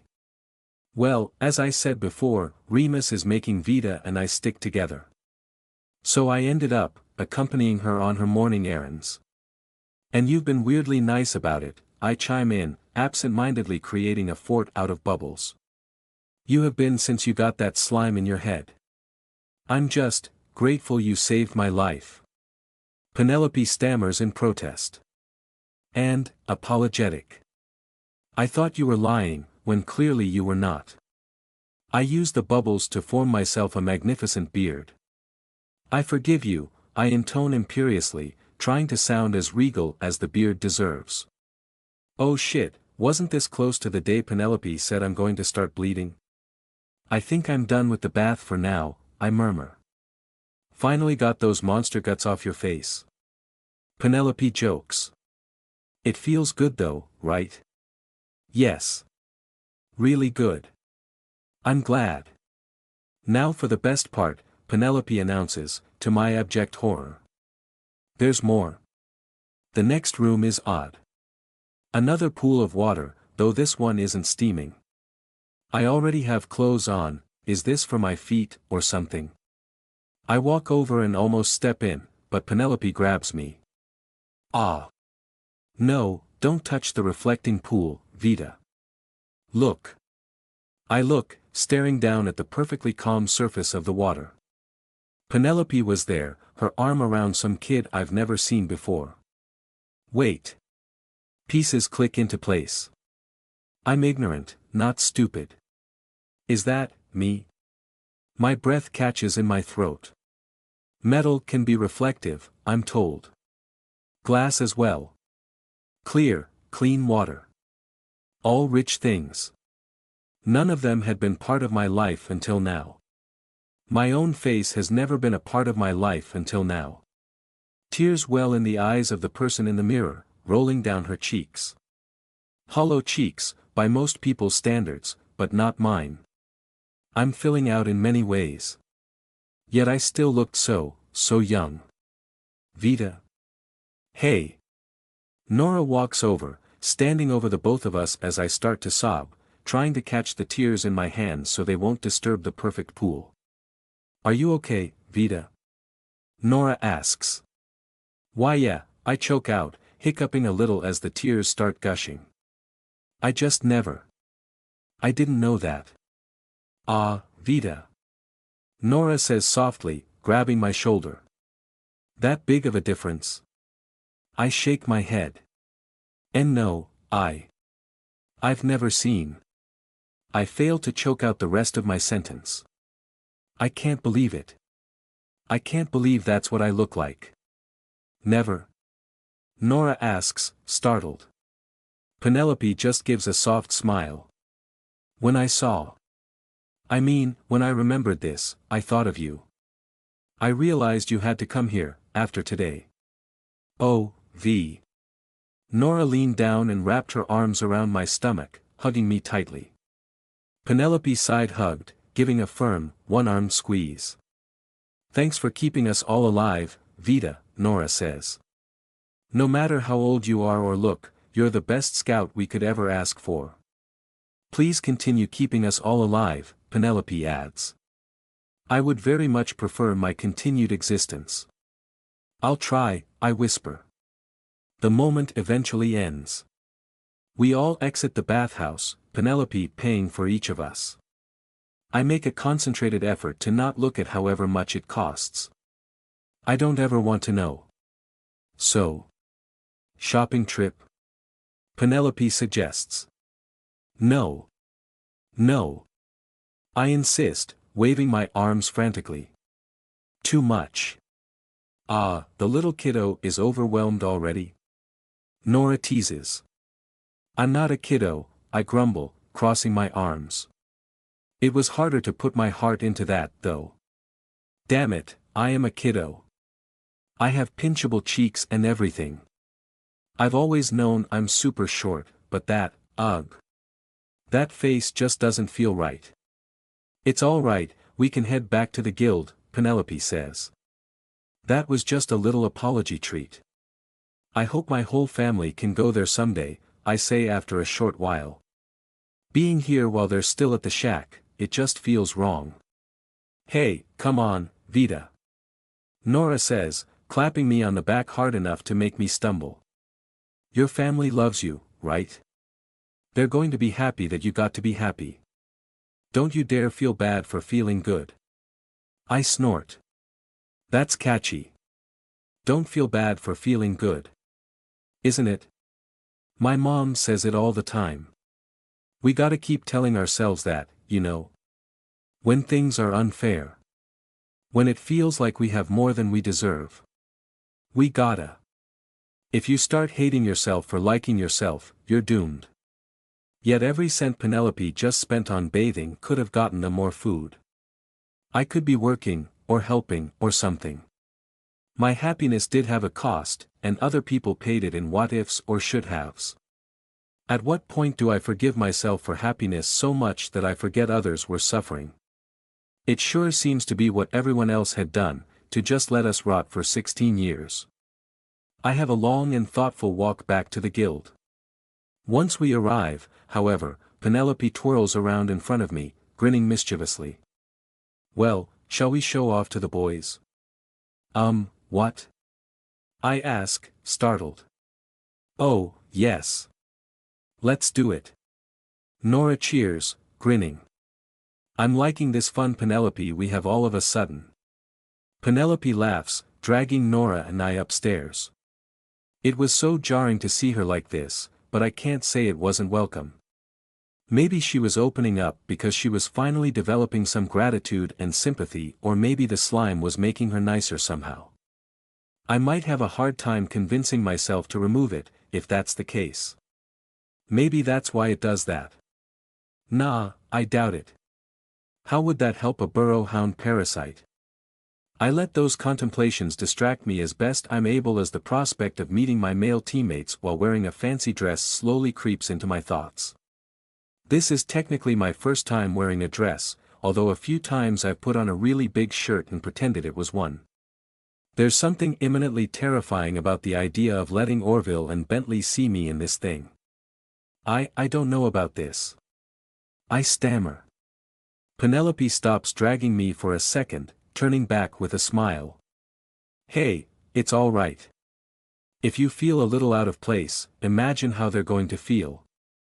The more confident you look, the better the tease. Yeah, you're not trying to date either of them, are you, Vita? Nora asks. And no. I protest. Then don't worry. Me and P will take the heat off of you. Just give them a cute face and they'll melt. You look like a bucket of kittens, Vita. Think of it like giving them extra motivation to protect you from monsters, Penelope chimes in. Ha. I figured being the scout gave them all the motivation they needed, but I still couldn't say no to an argument like that. I got bit once and nearly died, the more protection, the better. Okay, I murmur. Perfect. Penelope cheers, knocking on the door to the boys' room. Oh, gentlemen. A bit of shuffling later and Orville cracks open the door, peering out. What do you want, Penelope? He blinks, staring between the three of us. A blush went right up my cheeks despite my mental pleas to the contrary. Is there some fancy event nobody told me about? Orville eventually asks, opening the door fully.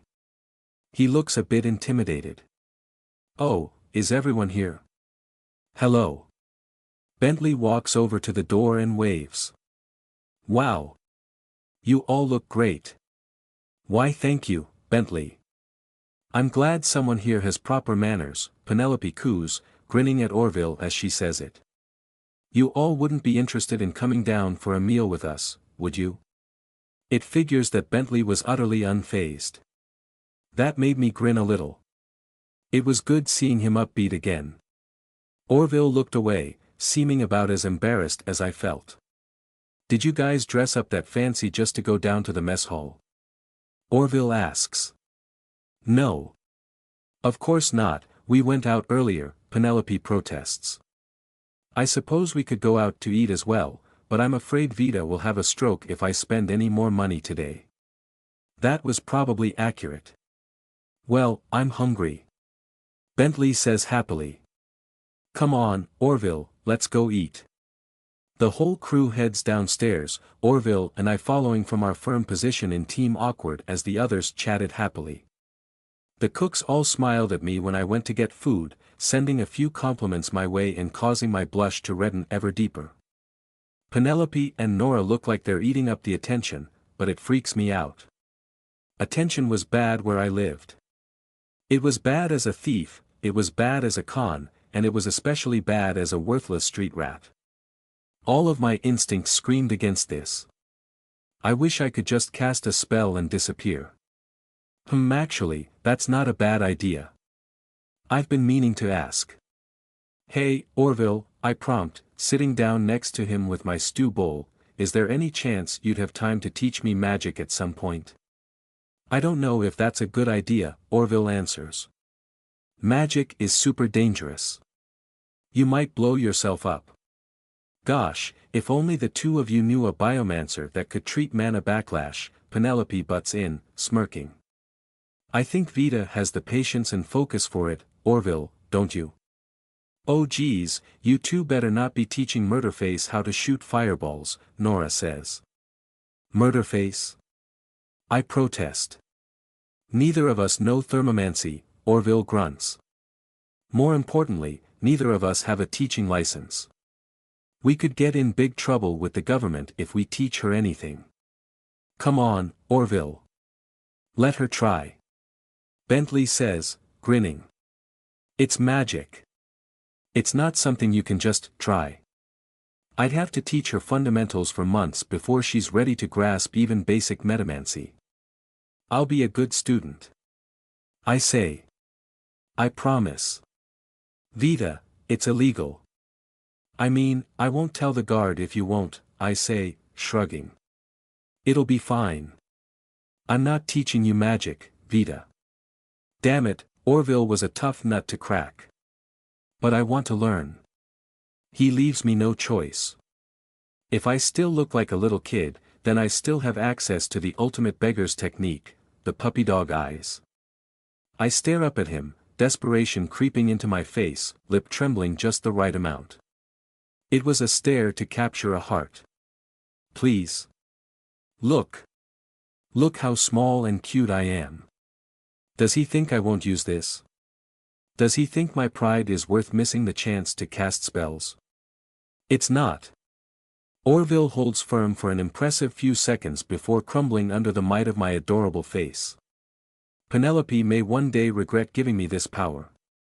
Fine, he grumbles. A mage scout would be invaluable, if you ever get there. Yes. I cheer, jumping up and pumping my fists. Damn, that one was even scarier than the murder face, Nora comments. Will you teach me too, Orville? Bentley asks excitedly. Laughter erupts from around the table. I return to stuffing my face, trying to hide my idiotic grin behind mouthfuls of stew. Magic. Magic, magic, magic. Conversation continues around me, but I'm too busy eating and being excited to pay much attention to it. At some point Penelope excuses herself to go to the bathroom, but the outhouse the guild uses is well within my sensory range. I feel her indeed head to the bathroom, keeping mental tabs on her parasite but not thinking much of it. I can finally sit back and relax. I can't fall asleep, though. Not until Penelope is healed. Dinner had long since ended, and I'm still sitting around in my room waiting for Penelope to leave the bathroom. It's been over an hour and I'm starting to get a little worried. What was going on in there? Normally I would just leave her to hang out in the bathroom. That's not my business. Today, though, I feel like everything is explicitly my business. I hope my paranoia doesn't piss Penelope off too much, but I'd rather piss her off than miss something important. I quietly excuse myself from my room, making my way towards the outhouse. If nothing else, I should knock on the door and see if she's okay. When I get close, I'm about to tap on the door when I hear Penelope speak. I know. I'm sorry. She's very, very quiet, but my hearing is pretty damn good. Who is she talking to? No one else is in there. Very carefully, very quietly, I sidle up to the door and start to listen. After a short pause, Penelope continues. It's not fair for either of us. I'm sorry. Another pause. You know I can't do that. A shorter pause, this time. Because I don't want to die. We both know that's what would happen. Yes, I know. I know. I'm sorry. She sighed, shakily. I think she might have been crying. Look, I can't do any of the things you requested. It's too risky. Maybe someday, but not now. One last pause. Sorry. I know. Look, I need to stop talking to you now, okay? I'm going to go before someone comes looking for me. Penelope. Who were you talking to? I ask. She goes white, swallowing dry. What? Vita, I was just in the bathroom, why would?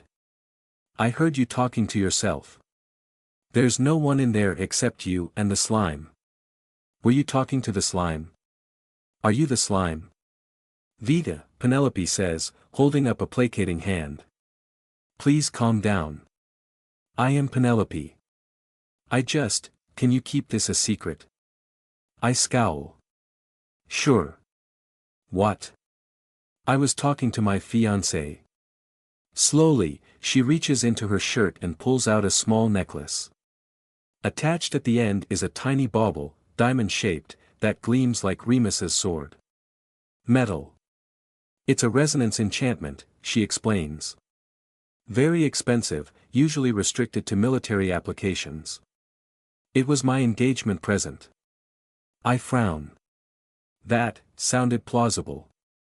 But I'm not convinced. Okay, but why were you saying all kinds of weird shit? Is your fiancé asking you to do things that he knows will get you killed? She frowns at that. That's personal. At the moment, this being personal is irrelevant. Remus told me to watch you. I heard you talking about dying. That makes it my job and my business. It does not make it your job or your business. Agree to disagree. I want to talk to your fiancé to make sure you're not bullshitting me. Watcher's eyes, she swears. Vita, please do not tell him anything about hunters or hunting or what we did on our hunt or any of this. Okay. I frown. Something was up here, and that something was bad. Yet if it's not the slime, is it my business? Do I care? Not right now, I think. It's one thing to be concerned for my teammates' health, it's another thing to use that as an excuse to get into her personal business. If I make sure the whole story isn't bullshit, I guess I can let it slide. Okay, I guess. Fire it up. Penelope grabs the tiny diamond of metal and focuses for a moment, before eventually a male voice emits from the little necklace. Why, Penelope? What a pleasant surprise. Hello again, Johann, Penelope snaps. I know I'm calling you after just hanging up, but someone I know has demanded to speak with you. Oh. Johann answers, his voice pleasant and professional. Well then, who else do I have the pleasure of speaking to today? Well, that sounds like a real fiancé, I guess. Unless Penelope is a secret kinemancer or something, but that seems like too much paranoia even for all this. Hey. I'm Vita. Sorry to bother you, I just needed to confirm something. Have a pleasant evening. No trouble. Have a pleasant evening yourself. Penelope takes her hand off the stone, and the magic ends. She hides the necklace back in her cleavage, scowling. There. Happy? Now please promise me you won't tell anyone else about this. This is a secret. I'm pretty sure that keeping a secret that might get somebody killed means I can slap you, I comment offhandedly. Penelope has the decency to blush, looking away. Fine. I'll apologize about that again too. I'm sorry. Now promise me you won't mention Johann to anyone. Please. I promise to keep your fiancé to myself, I say solemnly. There's a pause. She gives me an odd look while my brain catches up with my mouth. I mean, I promise to keep the secret of your fiancé to myself. Not that. She snorts, moving to walk past me and return to the guild. Good enough. Penelope shudders. I don't think you have to worry about that. I suppose it is quite the disturbing thought, though. But, where is this mind control thing coming from, exactly? It can't just be a simple parasite, I say frankly. It's too strong. It started off strong for a parasite and it's been growing stronger and stronger at a crazy speed. It has to be smart or maybe have a talent organ something. I can't believe it's just sitting in there and not doing anything. Yes. That makes a disturbing amount of sense. Whatever your talent is, the whole team trusts your calls now. I just hope Remus is all right. Where is Remus, anyway? I haven't the faintest idea. He just gave me orders and scampered off to who knows where. She scowls, clearly quite irritated. Anyway, she continues, we could probably rope Orville into starting your magic practice now, if you like. He's likely just practicing by himself this time of day. Oh. Magic. I perk up immediately, the melancholy of moments ago completely vanished. Penelope chuckles. Goodness, you're excited. Of course I'm excited. I announce. Everybody wants magic. That's the dream, you know. To be a natural mage. It's a one-way ticket from the slums to luxury. Well, you're not going to be a natural mage. You're going to have to learn it the hard way. Well, I know that, I say, conveniently leaving out that I am, in fact, a natural mage. Nobody dreams to be a learned mage because nobody where I come from can be a learned mage. Except Rowan, I guess. Anybody might be natural, but nobody's gonna teach some street rat, you know. Since I can get a teacher, though. You're excited, Penelope finishes. Understandable. Magic is certainly powerful and fascinating. If you're looking to be an efficient hunter, however, it may not be the best path. Huh? How so? I am, without boasting, one of the most powerful mages you'll ever meet, Penelope says smugly. My very existence turned our hunt from impractical to easy. But I had to be escorted the entire way. I was in constant danger. Remus, meanwhile, could probably have strolled through that forest by himself. Masters of the physical form exert their power in a way quite like magic, but that power comes from their body. They are stronger, tougher, faster than any normal human. As a result, I would argue they are much more self-sufficient, especially in combat. Huh. That sounds pretty awesome. It was also practical. I have to get close to soulslorp things. Being strong, tough, and fast seemed like an ideal way to get close without dying. Can I be super strong and fast and also have magic? I ask. Penelope laughs. Well, you can try, but there's only so much time in the world. Magic might and martial might are very different sets of skills.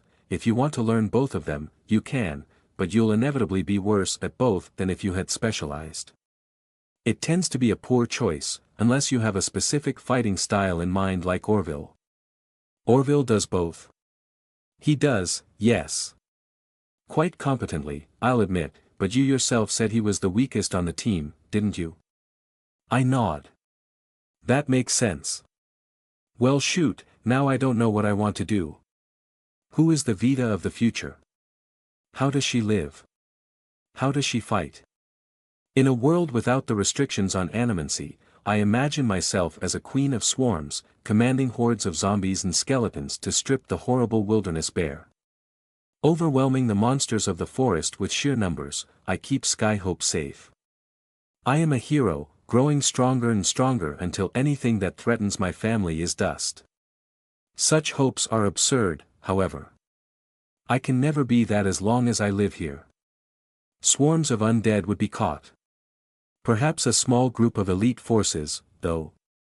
Revenants kept their power. Instead of a queen, I could be an overlord, cultivating powerful allies by binding them to me on their deathbeds. No. That, too, is a fantasy. It would also be terrifying. The way revenants love me is so welcome it terrifies me. I don't like remembering the deep satisfaction of ordering Grig around. Doing that to people should be a matter of absolute necessity, not a matter of course. So two other paths before me seem more natural. I can be a necromagus, learning magic to complement my natural skills. The idea of torching the forest with fireballs has no small level of visceral satisfaction, but the path of mastering magic will also unlock a greater understanding of what I am.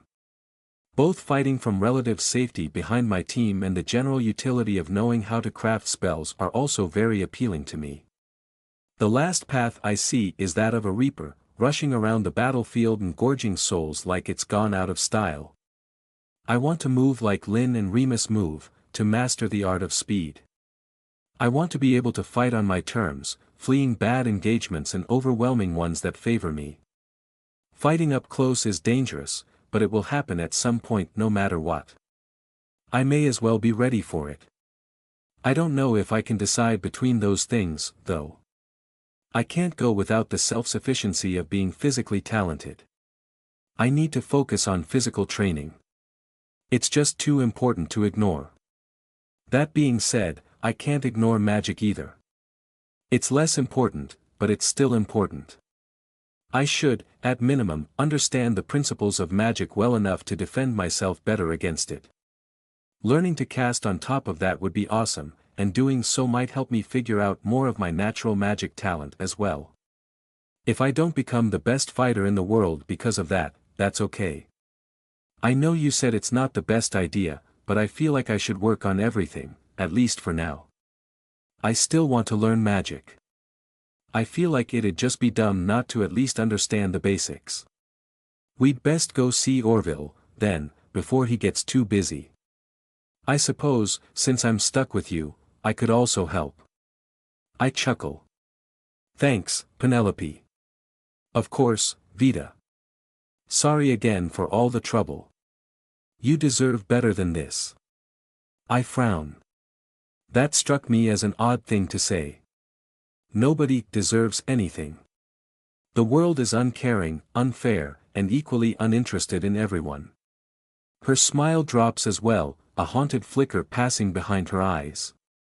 While I suspect you're right, it's polite to nod along to the expression, isn't it? I shrug. Yeah, well, despite the rapidly increasing number of nobles I seem to be talking to, I've never once been accused of being polite. She titters at that, and I let my smile return. Bantering with Penelope. I never thought I'd see the day. That's not even the most impressive surprise today, because soon I'm going to learn magic. The first misconception about magic you need to disabuse yourself of is the idea that it is at all mystical or inscrutable, Orville lectures, pacing around with his hands clasped behind him. Magic is as much part of the world as the things it affects. It is real in the same way that heat is real, or sound is real, or you are real. What makes magic special is how deceptively easy it is to control. Easy? I ask, surprised. I thought magic was like, super hard. Magic is super precise, Orville corrects. It's so heavily restricted because, once you know the basic principles of its control, any old fool can cast a spell. The problem isn't that it's hard to cast, the problem is that it's hard to cast what you intend to cast. The slightest mistake when preparing a magical formula has consequences that range from painful to outright catastrophic. Try to channel too much magic. Kablooey. Mess up the formula and cast anyway. Kablooey. Get interrupted during a cast. Kablooey. Chaos magic happens, and chaos magic tends to explode or worse. So, how are all mages not dead? Some clever metamancer hundreds of years ago discovered the cancel commands. There's spell components you can add that abort and undo an in-progress spell, dissipating your gathered mana harmlessly. Before you learn anything else, you need to be able to perform the motions and vocals of the cancel commands flawlessly and with 100% consistency. Vocals? I ask, tilting my head. I've never heard anyone say things when casting magic. Yeah, you generally don't. The basic primer is this. People cast spells by gathering mana into their soul, then shaping that mana into the form they desire. Mana released into the world in specific shapes causes specific effects. However, shaping mana is complicated, to say the least. Think of casting a spell like crafting a puzzle box. You can't see the inside of the box while you're working on it, you just have to know, by memory, where all the parts are and how they'll move. Mana shapes itself in response to almost any kind of force, and the one most people find easiest to use is motion. That's why you see people twiddling their fingers when they cast. It's just as possible to cast spells by using sound or hypothetically something like heat, but you'd need to have such fine control that it's impractical. Most people don't have a voice like that. Still, every once in a while you meet someone that casts with sound, and I've heard extremely advanced mages use both at once in order to shape mana more quickly. Okay. And I need to be able to use the cancels commands with both in case I can't wiggle my fingers for some reason? Pretty much, yeah. Orville confirms. So how do I pull mana into my soul? Well, you don't. Like I said, you need to learn the cancel commands first. Only after that will I teach you to practice channeling mana. People like Penelope get that easy, being a natural mage makes you, well, a natural at it. You'll have to learn the hard way, like me. It'll take a while until your soul has enough mana capacity to cast any actual spells. I try not to wince. Telling him would be a terrible idea, but it feels so bad leading him on. I'll cross that bridge when I come to it, I suppose. I spend the next few hours in the corner of the training yard, practicing hand drills with Orville. I can see why this kind of thing might take a while to get the hang of. Half the time I can't even tell the difference between the right hand movement and a slightly different but apparently very wrong one. Penelope just sits and waits as we practice, seemingly slightly bored but not complaining even a single time as the hours ticked by. Every once in a while she gives a little advice, but for the most part it was just Orville and I. As time drags on, it gets more and more difficult for me to practice. Pretty soon, I'm doing worse with the exercises than I had been an hour ago, and Orville tells me to stop. I think that's all we're getting today, he says. You look run ragged, Vita. Is everything all right? I'm fine. Just tired, I answer. It's hardly a surprise, Penelope comments. She was up all last night keeping an eye on me. What? Vita. No wonder you can't focus. Orville protests. It's fine. I'm fine. No, you're not. You hardly got any sleep on the mission, and now you're still up. Parasite. Had to watch. Vita, you need sleep, Orville insists. I can watch Penelope for a while. You can't see the parasite, I protest. Then we'll stick close to you and wake you up if Penelope starts acting strange. I glance over at Penelope. She smiles and gives me a thumbs up. I'm not gonna get any sleep in that case, I comment dryly. Since when has she given thumbs ups? Orville rolls his eyes. Come on, Vita. It'll be fine. Trust me. Except that it might not be. Literally no one else can do what I can do. If I fall asleep and something happens, I'll never forgive myself. I feel like I'm missing something obvious, some piece of the slime puzzle that I'm going to kick myself for later. Yet at the same time, I can't deny that I'm nearly unconscious. I have to sleep at some point. I have to trust someone else at some point. Fine, I groan, getting up off the ground. I'll go sleep. Just, keep an eye on her, okay? Please. And wake me up if Remus comes back, too. I trudge on up the stairs, Orville and Penelope following. I pretend not to hear their whispered conversation behind me. You feel fine, right? Orville asks. Yes, I'm completely okay. At least as far as I can tell. You trust her on this parasite thing, though?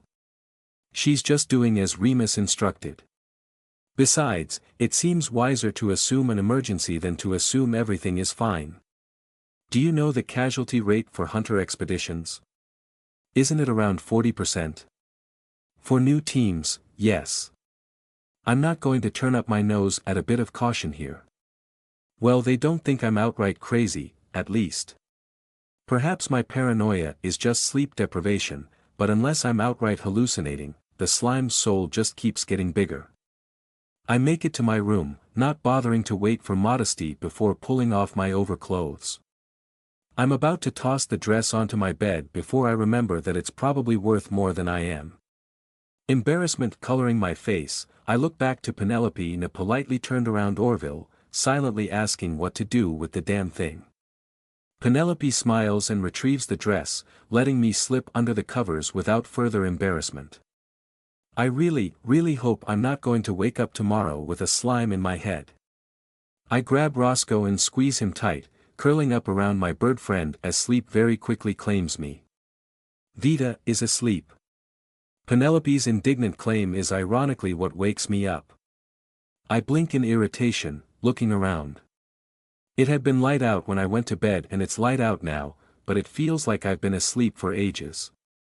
I probably zonked out right through the last island passing over and then some. Wake her up, then, Remus's voice replied, and suddenly his order was no longer needed. I'm awake and then some. I feel him there, just outside the door. His parasite is almost as large-souled as he was, and now there are 2 parasites inside him. Shit. Shit. I jump out of bed, throwing on armor and making sure my spear and knife are nearby. Just in case. Oh, that woke her up, actually, Penelope comments. Good. We need to go, and we're bringing her with us. Okay. I finish getting dressed and suited up without further interruption, having everything on in record time. It smelled like someone had cleaned my stuff while I slept, then put it all back where I'd left it. That's nice of them. Remus stays politely outside the girls' dorm room while I quickly check that I have everything. Holy shit, this is so sudden. Where had he been? Dressed and ready, sir. What do you need? I report. Vita, do you feel anything different? Remus demands. There's two of them in you now, sir, I say, quickly looking inward. Oh, shit. There's one in me as no, wait. That's just the soul I picked up from the slime Remus killed back in the forest. False alarm. I move it around a little inside my body, popping it outside my skin to make sure. Yep, all the slime souls in me are very, very dead. Safe for now. Remus, however, has no such luck. He curses. I thought as much. Something feels wrong. Yeah, one of them feels almost as strong as you now, I confirm. Shit, shit, shit, are there any more parasites nearby? My heart is racing out of my chest. No, not yet. I don't feel anything. Just two in Remus and one in Penelope. I make a mental note to scan everyone I come across. That settles it, then. Vita, Penelope, we're heading out. We can't wait for the specialist I called to reach Skyhope, we're going to go meet them on the road. I hope you have a cart of some sort. Penelope hedges. I'll carry you, Penelope. Vita, consider this stamina training. Oh, god damn it. He's going to make me run. The roads are fairly safe, we have hunter teams on them every day, Remus continues. Still, keep your feelers out, Vita. We need to go now before whatever the parasites are doing happens, and we need you to alert us if they start doing anything on the road. Can you handle that? Do I have a choice? I put on as serious a face as I can muster, hoping beyond hope that the screaming I feel inside isn't showing in my expression. Yes, sir. I'll alert you the moment I sense anything. I hope this is above board. I hope everything is as it seems. I hope there isn't something I'm missing. I hope. Opening the door, Remus grabs an embarrassed Penelope and hoists her into a piggyback, then runs down the stairs. I follow as fast as I'm able, and Remus slows down to match my pace. Before long, we're outside the city. My lungs and legs are already burning as I try not to seem weak in front of my boss.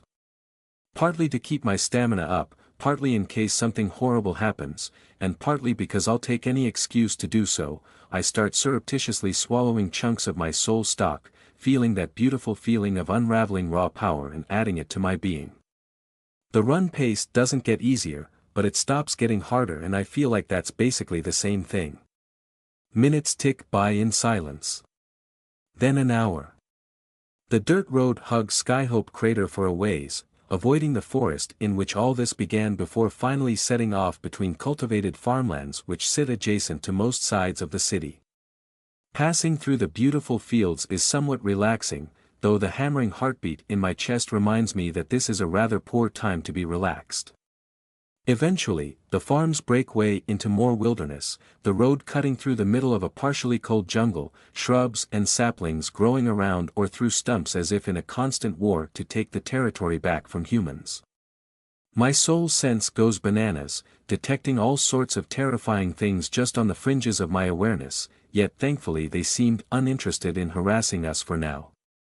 After nearly an hour and a half of constant running, Penelope speaks.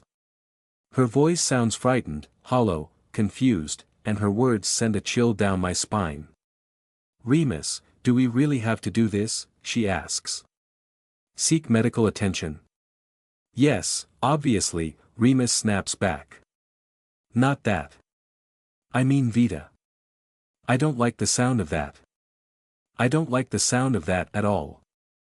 I start to slow down, start to ready myself. This whole thing has been suspicious for a while. Penelope, Remus warns, slowing down in step with me. I look at him. He meets my gaze, eyes calculating. I like her, Remus, Penelope continues. Don't you think we could try just talking to her before? As I glance around looking for bits of the environment to use, confusion settles over me. Remus is gone. I had kept him in sight, but he vanished. I never blinked. Where did? The pommel of a sword strikes me in the temple. Pain shoots through my body for the briefest of moments, and I pass unconscious before even falling on the road. The colony is important. That is simply how it is. Dig, dig, dig. Protect when it is needed, expand when it is not. This is life. Dig, eat, dig, sleep, dig, eat, dig. Pain. Pain in belly. Badness. Walking is hard. Digging is hard. It is not time to rest, but death. Cannot move. Exit the host. Need new host. Feel new host. Enter, subsume. The new host also knows the colony is important. That is simply how it is. Yet the colony is dying. The new host knows this as well. Fear. The colony must not die. The colony is important. That is simply how it is. Death where? It is unfelt, unheard. Yet this host, too, is dying. Danger. Danger. Flee. Running and running and running is all there is. Through the tunnels, to safety. The colony dies all around. No. Anguish beyond anguish. Fear beyond fear. Run. Run. Death in the tunnels. Flee the tunnels. Pain flows. Death, again. Exit the host. Need new host. Need new host. Regret. Lament. The colony has died. The colony must not die. The colony is important. That is simply how it is. The colony is important. That is simply how it is. The colony is. The colony. Colony. Beacons of strength, felt. Desire. Move, though no longer run. Flow. Catch. The beacons of strength must be hunted, subsumed. That is simply how it is. Another follows. Not a host. Ignore. The beacons of strength move. They must be avoided when they move. Danger. That is simply how it is. Stalk. Follow at distance. Wait. They move no longer. Wait. Wait. Strike. Subsume. The host is asleep. Rest is good. Rest. Touch. Wakefulness. Hey, a voice says. One of the host's kind. Fear. Confusion. Host is different. The colony is imperno. Respond. The host knows to respond to noise. Do what the host would do. That is simply how it is. What do you want? Good. Sound is correct. Are you pregnant? The other of the host's kind says. Confusion. Understanding, yet not complete. Pregnant. Holding child within. False. Indignance. Pregnant, the other of the host's kind speaks. The ally. The annoyance. The eccentric. The fearsome. The host knows all of these things. Yes or no? No, is the correct thing to say. Do what the host would do. That is simply how it is. Okay, then I think you have a parasite inside you. Parasite. That which takes without giving. The host feels fear. The host knows what to do, scan for the parasite, remove it. The host knows I am the parasite. I am the parasite. That's bad, right? But there are so many things. The host knows so much. Memories, understandings, emotions, feelings, all flowing into me at once. I'm not of the colony anymore. I'm the colony's killer. Rage flows through me. Fury. Vengeance. How could I be the colony's killer? The colony was important. That is simply how it. No. That's not how it is. I think. The colony needed to die. The colony was fun to kill. Wait, I have to do what the host would do. Calm down, take deep breaths. Knowledge of the structure of reality enters my mind, the physical makeup of living things, and the principles of magical power that control them. I move my fingers, exactly like the host knows how. I cast the spell, letting the knowledge it interprets enter my mind. Everything is normal, barring the big glob of slime in my neck. That's the parasite, and it must be removed and killed immediately so this nightmare can end. That is what the host would do. Do what the host would do. That's simply how it. No, wait. That's me. I'm the parasite. Why would I do what the host would do if it kills me? That's wrong. I know that's wrong. I know lots of things. I'm still talking to a member of the host species which is hostile to me, capable of detecting me, and loyal to the host. Think. Try not to panic. Should I kill them? No, I don't want to. Subsume them instead. Then this host, which knows I exist and is also capable of detecting me, would be free. Lie. Lying works. I don't detect anything. Well, I still do, the other member of the host species says. A human. That's what I am now. There's one inside Remus, too, and when we encountered something that felt like it before, he couldn't even see it in broad daylight. It was this little slime thing, translucent, about as big as my fist. Would being a slime change the kind of spell you need to detect it? Oh, is that what I am? Yes, it is. I know that now. I also know Remus is the one who's really, really powerful. Wait, he's stronger than my body. Damn, I can't help but feel a bit of jealousy for whoever got him. Jealousy. That's new. I dislike the idea of sharing. Now is not the time for that, though. I need to figure out how to stay alive. No, it wouldn't, I insist. You're positive something is inside me? Even though I can't detect it at all. Please, please, please believe me. There's nothing. 100%, yeah. They're the same things I felt inside burrow hounds. Well, shit. Lying doesn't work at all. Good to know. But now what? I flipped through some of my host's recent memories, trying to decide what to do. Ah, that other human's name is Vita. Good to know. My host seems terrified, which I don't like. Hopefully she'll get over it. I think my other hosts got used to it. They were very different, though. Very different. I should probably also pretend like I'm freaked out, so no one thinks anything is wrong. That's quite odd. Pretending like something is wrong to make people think nothing is wrong. But it makes sense.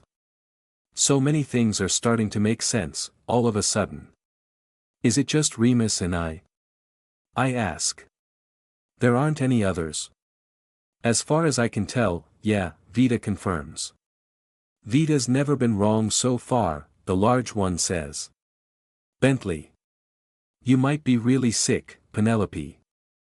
I protest a little, but it doesn't stop them from waking the rest of their team. No, my team.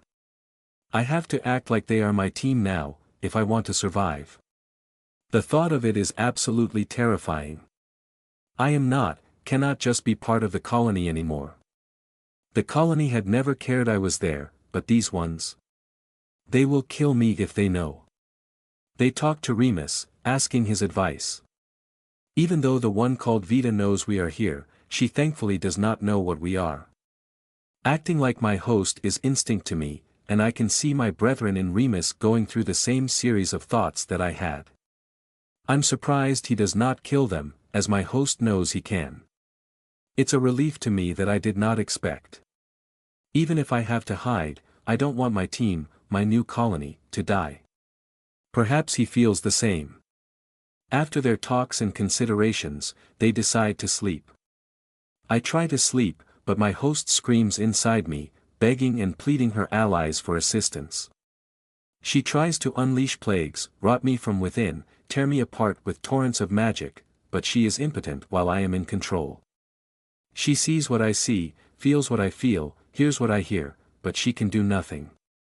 Yet I feel her agony as my own. I am aware of it at every moment, but I cannot voice or show it. I can only lie in silence, wishing her mind will tire while my heart beats like a storm. I cannot rest. Even if she had been silent, I know too well that her allies would wish just as strongly for my death if they knew.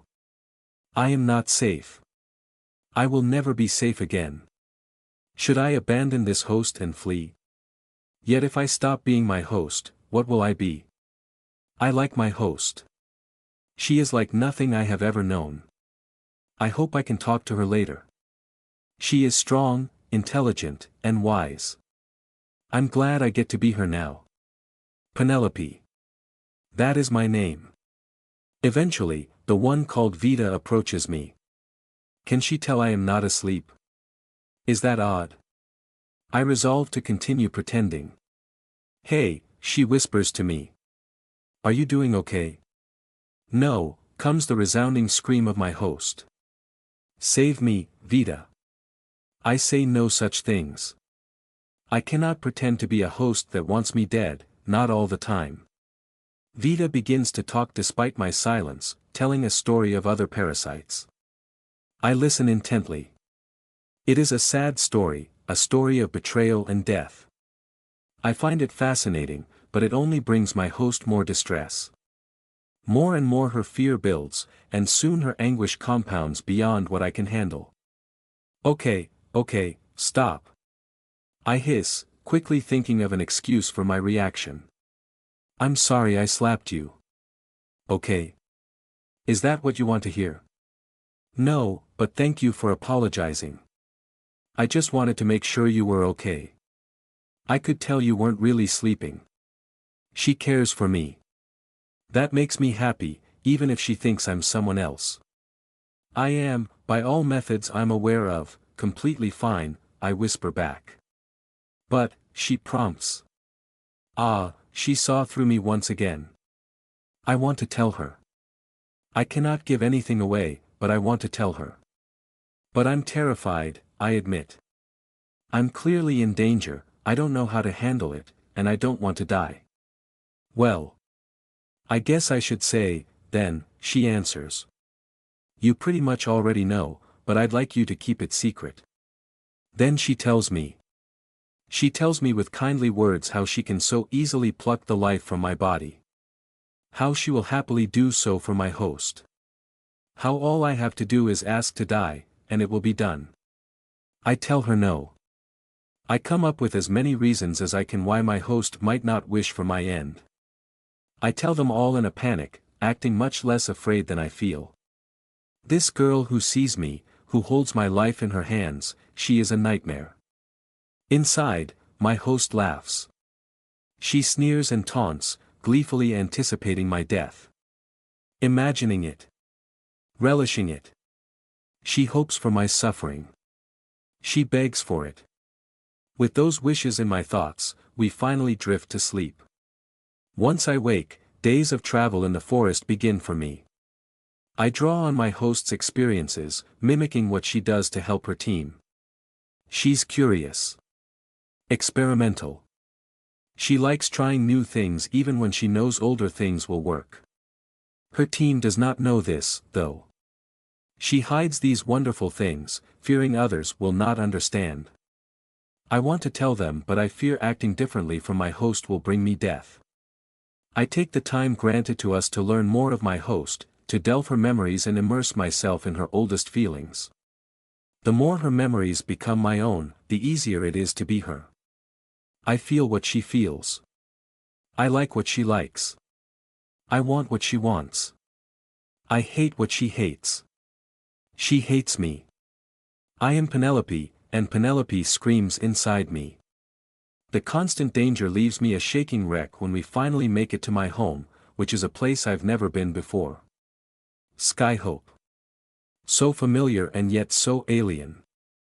I know so much, I've seen it so many times, and yet seeing it now is still the first time. Remus and I have never had a chance to talk about what we truly are, though we have signaled to each other. We know that the other is our only ally in this place. He uses his host's authority to take me away from the rest of the team, exiting the city again almost as soon as we've left it. So many, many creatures like my host are there. Would each and every one of them want me dead? I know the answer is yes. He does too. We talk. He has the stronger host, and so he dictates what we do.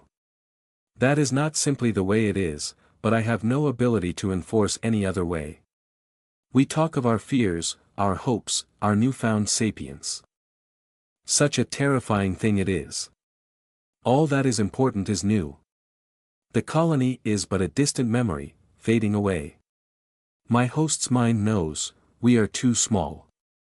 To think like a human takes too much energy.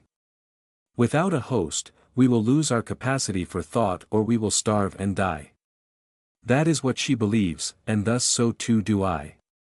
But we are people, Remus insists.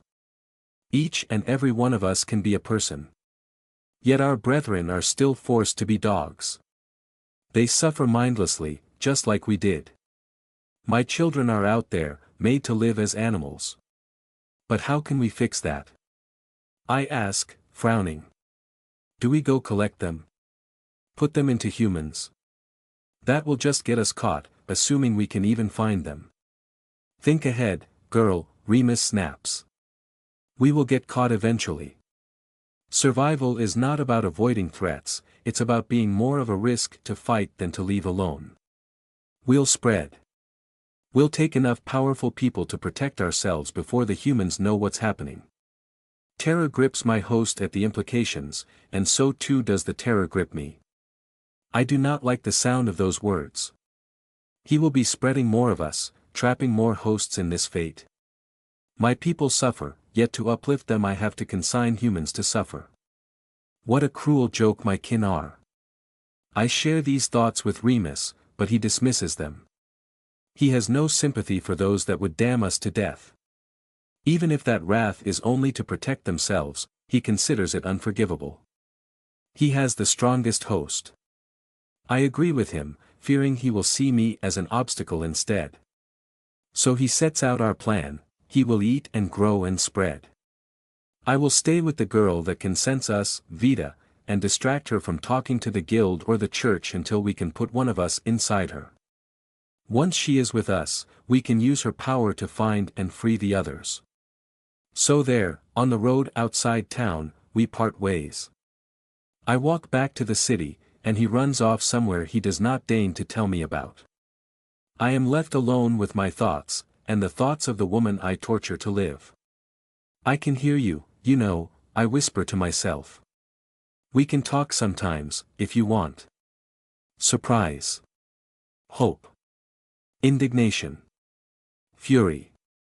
I feel her emotions as strongly as she does. All this time. She thinks. Damn you. To think something like you can even exist. I did not choose what I am, I protest. I don't give a rat's ass, you monster. The Templars will slay you. Give me my body back and you might live. It was a lie. I have all her memories and thoughts laid before me. She would find a way to kill us the moment I gave her control back. You can't fool me, I tell her. I'm sorry. I don't want you to suffer. But I choose it over my death. She screams and rages, but of course she does. I let her. I listen. It's the least I can do, since I've reduced her to nothing else. I return to our guild and wait. Vita returns soon after, and I tell her what Remus told me to say. So this girl would be the next of our brethren. I suppose I should learn what I can of her, to help ease the transition of whoever became her instead. I act as my host would in the meantime, her memories and instincts providing the perfect template to copy. It's so easy, so natural. I know what to do and doing it feels right. It is a much-needed break after the constant terror. Then Vita whirls on me in fury, and I snap back to myself. I don't want her to hate me. This is the girl that says she can kill me on a whim. Immediately, I apologize. She seems taken aback. It's not what my host would do. Yet her fury dies anyway. Which is the right call? I contemplate this as I follow her to her family. Family. Remus wants to protect his family. He wants them to have a good life. That's what Vita wants as well. We are the same, yet we would be trapping her and making her suffer. That already sobers me, but I cannot be prepared for what I see when we arrive. Not even my host had seen humans look so close to death. The suffering of these children cannot be more obvious. They are walking horrors. This world should not be a world in which humans like this had to exist. It is wrong. It is not just my kind that suffers. Heal them. My host thinks. She does not need to ask. I learn much more of Vita as we return, comparing my host's thoughts and instincts on her to my own. It is odd having my own. We agree on so much, most of my memories are hers, after all. Yet where she sees Vita as foolish, I see her as noble. A girl with the power to kill, choosing to give life. Something moves me about that. Yet what does it matter? We're just going to take it away. If these are to be Vita's last days, I will make them as wonderful as I can. We talk, we joke. I take her to the place my host loves most, letting both of those I will consign to suffer feel the pleasures of warm water and good company. What else can I do? She's such a kind person. To my great terror, I enjoy being with her. My laughter is genuine. She's so small, yet so strong. When seeing her own face nearly moves her to tears, I almost break there and then. I almost tell her to run. Damn me, but I don't. I talk to my host again later that night and Vita catches me, nearly killing me on the spot. Such a fearsome face on such a small girl. I have my lie ready, knowing now what I had done wrong before. Lies dipped in truth pass as truth, so I reveal part of a great secret to my host to cover the great secret of my own. She and her husband-to-be keep so many secrets, I know I can rely on him to cover for what he thinks is her. Another casual cruelty on my host, to reveal so much. I suppose it does not matter, since her life is mine now. He will be my husband instead. At least I managed to convince Vita to sleep. The poor thing deserves it. In the morning, Remus returns. Damn it. Vita won't even get another day. Soon after, as I'm leading this innocent, kind girl to her doom, anger bubbles through the despair inside me. Can I not at least try? Remus, do we really have to do this? I ask. Seek medical attention. Yes, obviously, he snaps back at me. Not that, I say. I mean Vita. Vita does not like that. Her body tenses, her face darkens. She slows down, although Remus slows to match her. Even that is enough to set her off. She's such a frightened girl. Penelope, Remus warns. I push forward anyway. I have to try. I like her, Remus, I continue. Don't you think we could try just talking to her before? He moves. In an instant, Vita is on the ground, unconscious. I freeze stiff, dropping off his back and onto the ground. No, Penelope, Remus says. We cannot try talking to her. Our situation is very explicitly us or them. He leans down and his spawn slithers out from his arm, dropping into Vita's body. Now wake her back up, he orders. I do as I'm told. That was entirely unnecessary. I protest anyway, as if my words could mean more than my actions. I disagree, Remus responds flatly. I'm just glad you had the sense to wait until we were alone before saying anything. You're crazy if you think any human would tolerate us. Movement cuts off my words. You didn't lose too much while you were waiting, did you? Remus asks. Nah, I'm good on that, the new Vita responds. It's just weird. Shit. I'm a little girl now. Vita, huh?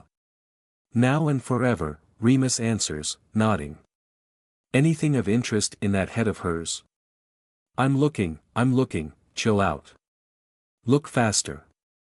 Anyone could come by the road. Hey, don't rush me.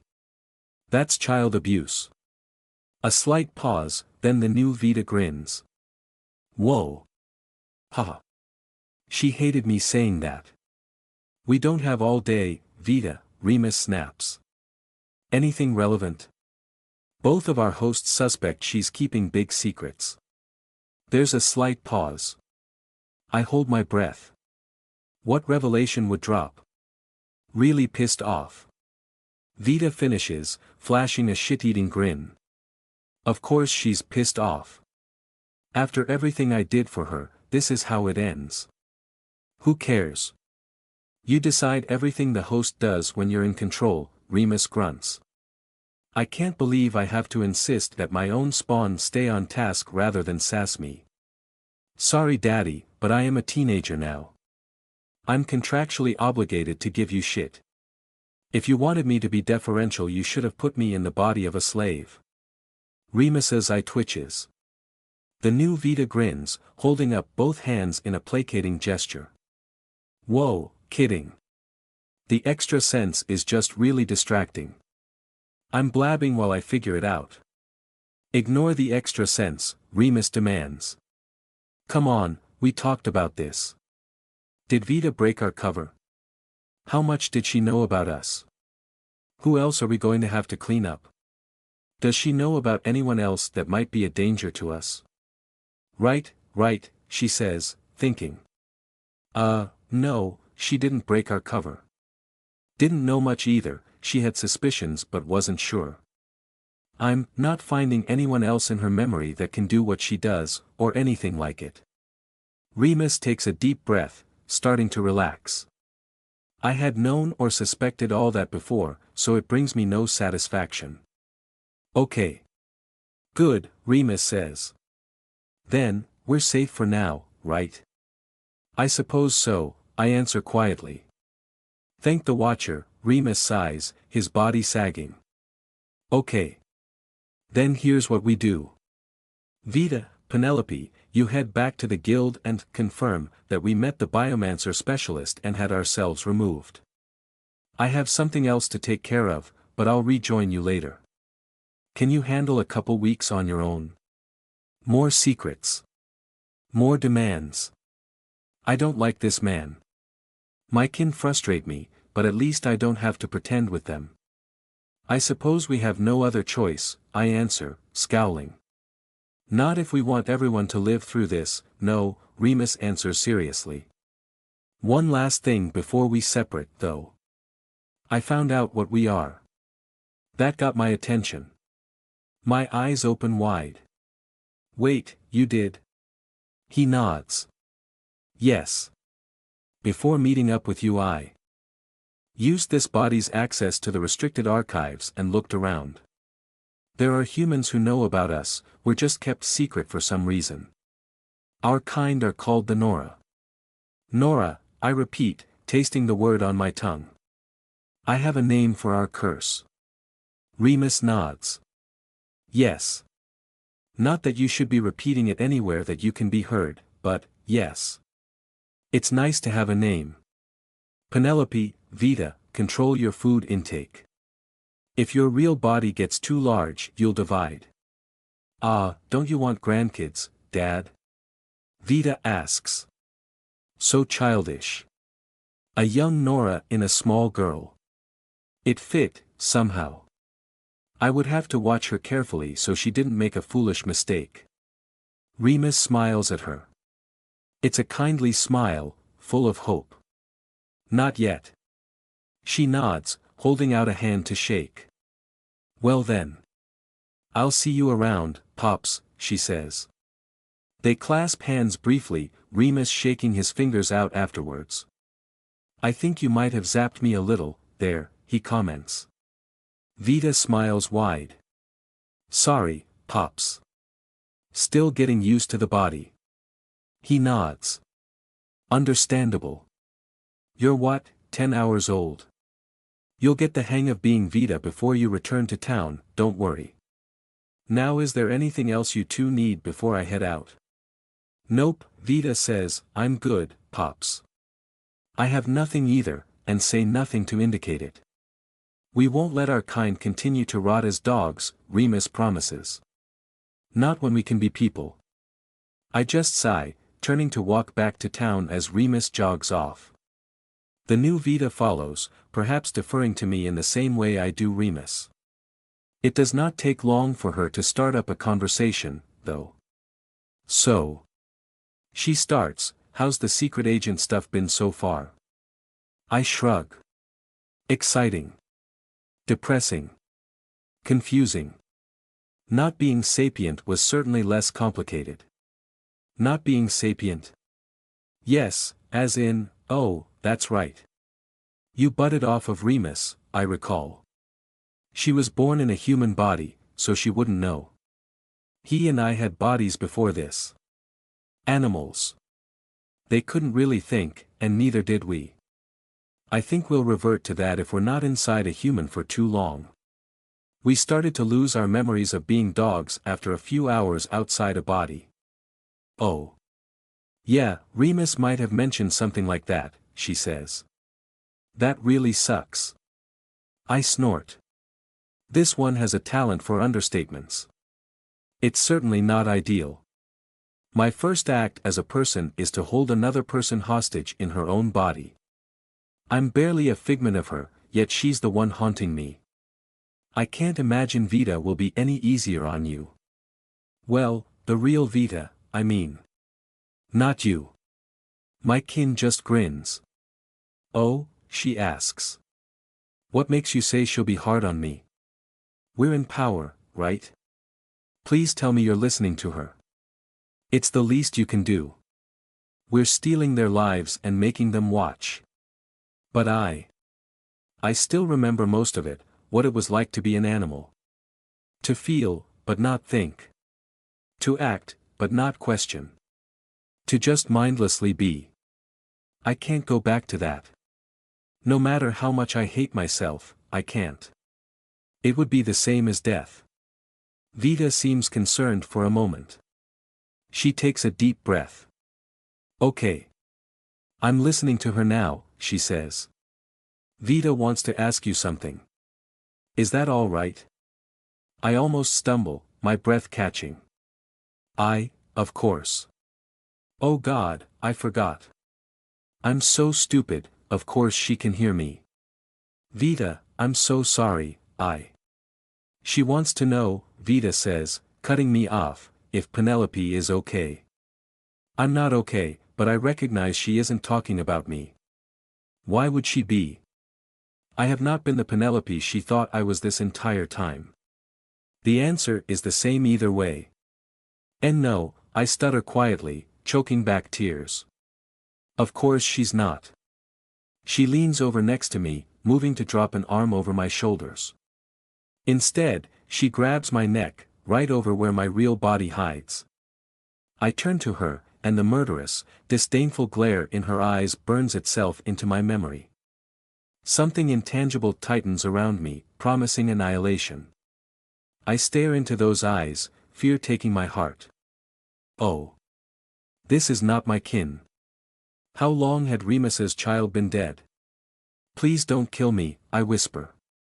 I'm too weak of a person to say anything else. Then I suggest you release her, Vita says. Right. Now. I do so. I detach from my host's spine, losing her eyes, her ears, her body. I cast myself into the senseless void of my true nature, praying for life. And waiting for death. My instinct takes over, fear surging through me. Can't let it say, necromancy. The little black slimy sole has notes of springiness underneath, orange and bouncy. I barely note this in the split second before ripping it from its body. Whatever its words were, die with it. I stumble ever so slightly as my body suddenly becomes mine once again. Really pissed off. I finish, smiling as best I can. My heart starts to hammer in my chest as I feel something dead and wet leak around my spine, flowing through flesh as if it was syrup. Every con I've run with Rowan flashes through my mind. Exude confidence, or die. The moment I'd realized that, I had tried to move, only to find out that I could not. My body moved on its own, vision flicking around and taking in all sorts of sights. I heard my breath in my ears, the smell of grass on the side of the road, yet I controlled nothing. Every little twitch and habit I'd taken for granted was attempted and failed, my body moving only to some arcane will. A waking nightmare had consumed me, yet despite the horror I had done my best to wait and watch before trying to murder my possessor. That didn't last very long. Now, here I am, surrounded by enemies that can kill me with a thought. No time to worry about blasphemy. If I mess up here, I might die. It's time to leverage all my advantages. I have a corpse and a spirit. Internally, I take Slime Vita's soul and force it into a splinter of my own. Then I push the combined soul into the slime corpse in my neck and it doesn't stick. Damn it, it's not working. It just feels off. Like the body isn't a body. I may as well be trying to put a soul into soup. Stupid slimes. Bah, okay, so that plan won't work. Focus on surviving the next minute. Remus is glaring at me. Who cares, he says. You decide everything the host does when you're in control. I can't believe I have to insist that my own spawn stay on task rather than sass me. His spawn. So the slime I just killed was Slime Remus's kid. Great. Whatever, I can lean into the sass angle. Sorry daddy, but I am a teenager now. I'm contractually obligated to give you shit. If you wanted me to be deferential you should have put me in the body of a slave. Remus's eye twitches. Whoa, kidding, I say, grinning as best I can. The extra sense is just really distracting. I'm blabbing while I figure it out. Ignore the extra sense, Remus. Well, Remus Slime demands. Come on, we talked about this. Did Vita break our cover? How much did she know about us? Who else are we going to have to clean up? Does she know about anyone else that might be a danger to us? Right, I say. No, she didn't break our cover. Didn't know much of anything. She had suspicions but wasn't sure. I'm not finding anyone else in her memory that can do what she does, or anything like it. All technically true. Remus takes a deep breath, starting to relax. Okay. Good. Then, we're safe for now, right? I suppose so, Penelope. No, the Penelope Slime answers. She doesn't sound happy about it, but she's also using my teammate's body as a puppet, so I'm not certain how much I care. Thank the Watcher, Remus Slime sighs, his body sagging. Okay. Then here's what we do. Vita, Penelope, you head back to the guild and confirm that we met the biomancer specialist and had ourselves removed. I have something else to take care of, but I'll rejoin you later. Can you handle a couple weeks on your own? I suppose we have no other choice, the Penelope Slime says, scowling. Not if we want everyone to live through this, no, Remus Slime says seriously. One last thing before we separate, though. I found out what we are. Penelope, no, the thing controlling Penelope perked up at that, eyes wide. They're called the Tnora, apparently. Odd name, since it sounds like, well, a person's name. Yes, Remus says after a brief conversation. Not that you should be repeating that anywhere that you can be heard, but, yes. It's nice to have a name. Penelope, Vita, control your food intake. If your real body gets too large, you'll divide. Ah, don't you want grandkids, Dad? I ask. He smiles. Oh, I don't like how he smiles. Not yet. I swallow. I need to kill him now, before it's too late. I take every soul I have left, other than the Vita slime I just killed, and move them to my mouth. I swallow every soul at once in a massive pile, power flowing through me like never before. Well then. I'll see you around, Pops, I say, holding my hand out to shake. He takes my hand, still smiling. His grip is firm. I send my magic up his arm, grasping at his soul, yanking with all my unholy might. It slides off like rain from an eyelash. My power surges inside Remus's body, clawing and scratching, but to no avail. The slime's soul is so large, I cannot even start to grasp it. Remus lets go of my hand, shaking out his own. I think you might have zapped me a little, there, he comments, seeming unconcerned. Once again, I hide the scream within my mind behind a smile. Sorry, Pops. Still getting used to the body. He nods. Understandable. You're what, 10 hours old? You'll get the hang of being Vita before you return to town, don't worry. Now is there anything else you two need before I head out, the Remus slime asks. Nope, I tell him. I'm good, Pops. There's nothing I can do now. Remus is too strong. But if he leaves, I might be able to save Penelope, then get back up to deal with whatever the hell Remuslime is planning. The slimes, thankfully, are oblivious to my internal monologue. Remus's body nods. We won't let our kind continue to rot as dogs. Not when we can be people. I smile, as if agreeing with the sentiment. Penelope just stares, expressionless. Interesting. Remuslime nods to us both, then runs off. So. I start, how's the secret agent stuff been so far? She shrugs. Exciting. Depressing. Confusing. Not being sapient was certainly less complicated. I blink. Not being sapient? Yes, as in, oh, that's right. You butted off of Remus. He and I had bodies before this. Animals. They couldn't really think, and neither did we. I think we'll revert to that if we're not inside a human for too long. We started to lose our memories of being dogs after a few hours outside a body. Oh. Yeah, Remus might have mentioned something like that, I lie. That really sucks. Penelope snorts. No, wait, her slime snorts. It's certainly not ideal. My first act as a person is to hold another person hostage in her own body. I'm barely a figment of her, yet she's the one haunting me. I can't imagine Vita will be any easier on you. Well, the real Vita, I mean. Not you. Oh. I ask.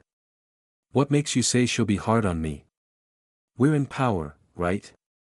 Please tell me you're listening to her. It's the least you can do. We're stealing their lives and making them watch. But I still remember most of it, what it was like. To feel, but not think. To act, but not question. To just mindlessly be. I can't go back to that. No matter how much I hate myself, I can't. It would be the same as death. Okay. I'm listening to her now. Vita wants to say some things to you. Is that okay? Penelope Slime looks over to me, shocked. She lets in a shaky breath. Of course. Oh God, I forgot. I'm so stupid, of course she can hear me. Vita, I'm so sorry, She wants to know, I say, cutting her off, if Penelope is okay. Penelope shrinks down. She looks so small and sad. No. Her jailer looks small and sad. And no, she chokes, her eyes watering. Of course she's not. Yeah. That's that, right? I can't just let her hold Penelope inside a horrific mind jail. No way, no how. As we walk, I reach over like I'm giving her a hug and grab her neck. Please don't kill me, she whispers, pleading. Then I suggest you release her, I say. Right. Now. She swallows, and then suddenly her demeanor shifts. The real Penelope staggers, then stretches her body, relishing the simple ability to move. I feel her soul pulse ever so slightly, an expression of pure relief and joy. There's a difference between the two souls, now. They swapped. I feel the one in control. Something about that makes me laugh. Yep, that's the real Penelope. What's so funny? Penelope demands. Why are you not? I can't believe you're. It's okay to thank me, you know, I tell her, grinning. She shuts up. My hand still on her neck, I feel her shaking. Her lip quivers for just a moment before she erupts completely into sobs, falling onto me. It surprises me, and I stumble back as I catch her. The two of us stand on the road, her tears soaking the front of my gambeson like I had stood in the rain. Thank you, she whispers between breaths. Thank you, thank you, thank you, thank you. It's okay, you're okay, I answer, patting her back with my free arm as I maintain a grip on her neck. Please get it out, she whispers. Then she reverts back to sobs. The slime in her neck quivers in fear. Honestly, I should have already killed it. Slime Penelope is dangerous, oh so dangerous. She can steal bodies and trap minds. She can divide herself, possibly indefinitely. Her kind are torturous creatures that can only live as people by subsuming the lives of other people, making them watch as the slime steals their body, their life, their very being. What must it be like to be trapped like that? If I wasn't a monster myself, how long would I have had to watch? Days? Months? Years? At what point would I have gone mad? By any reasonable measure, the creature inside my teammate is every sort of kill-on-sight beast that Remus the real Remus had warned me was so ubiquitous outside the walls. For the good of humanity, she would have to die. My power feels at her soul, caressing, squeezing, preparing to end her. To rip her into nothing. Yet as I hold her, I feel her soul more deeply. I feel bubbles, glowing softly underneath the black, sticky ooze of the slime spirit. Little pink bubbles are rising to the surface.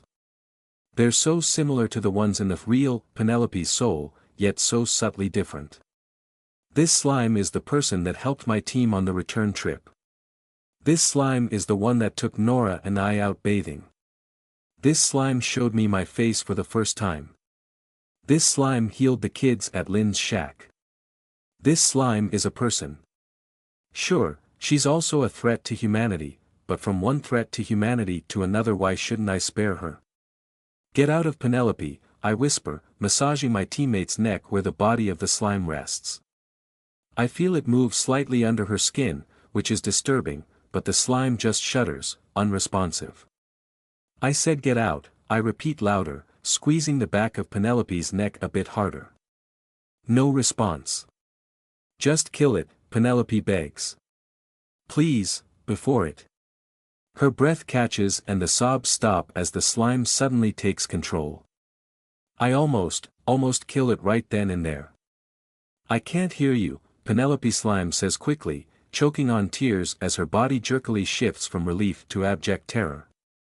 I felt you poking at me and I feel vibrations, but if you're talking to me I can't hear you. We'll use my body to figure stuff out, I tell her. Out of Penelope. Now. With startling speed, the slime follows my command, flowing out of Penelope's neck and up my arm like a fish through water. It was one of the single most revolting feelings I've ever had the displeasure of experiencing. She swims into my neck, brushing into the liquid body of her own dead brethren. The little slime pushes it out, letting the corpse drip down my back as she settles in.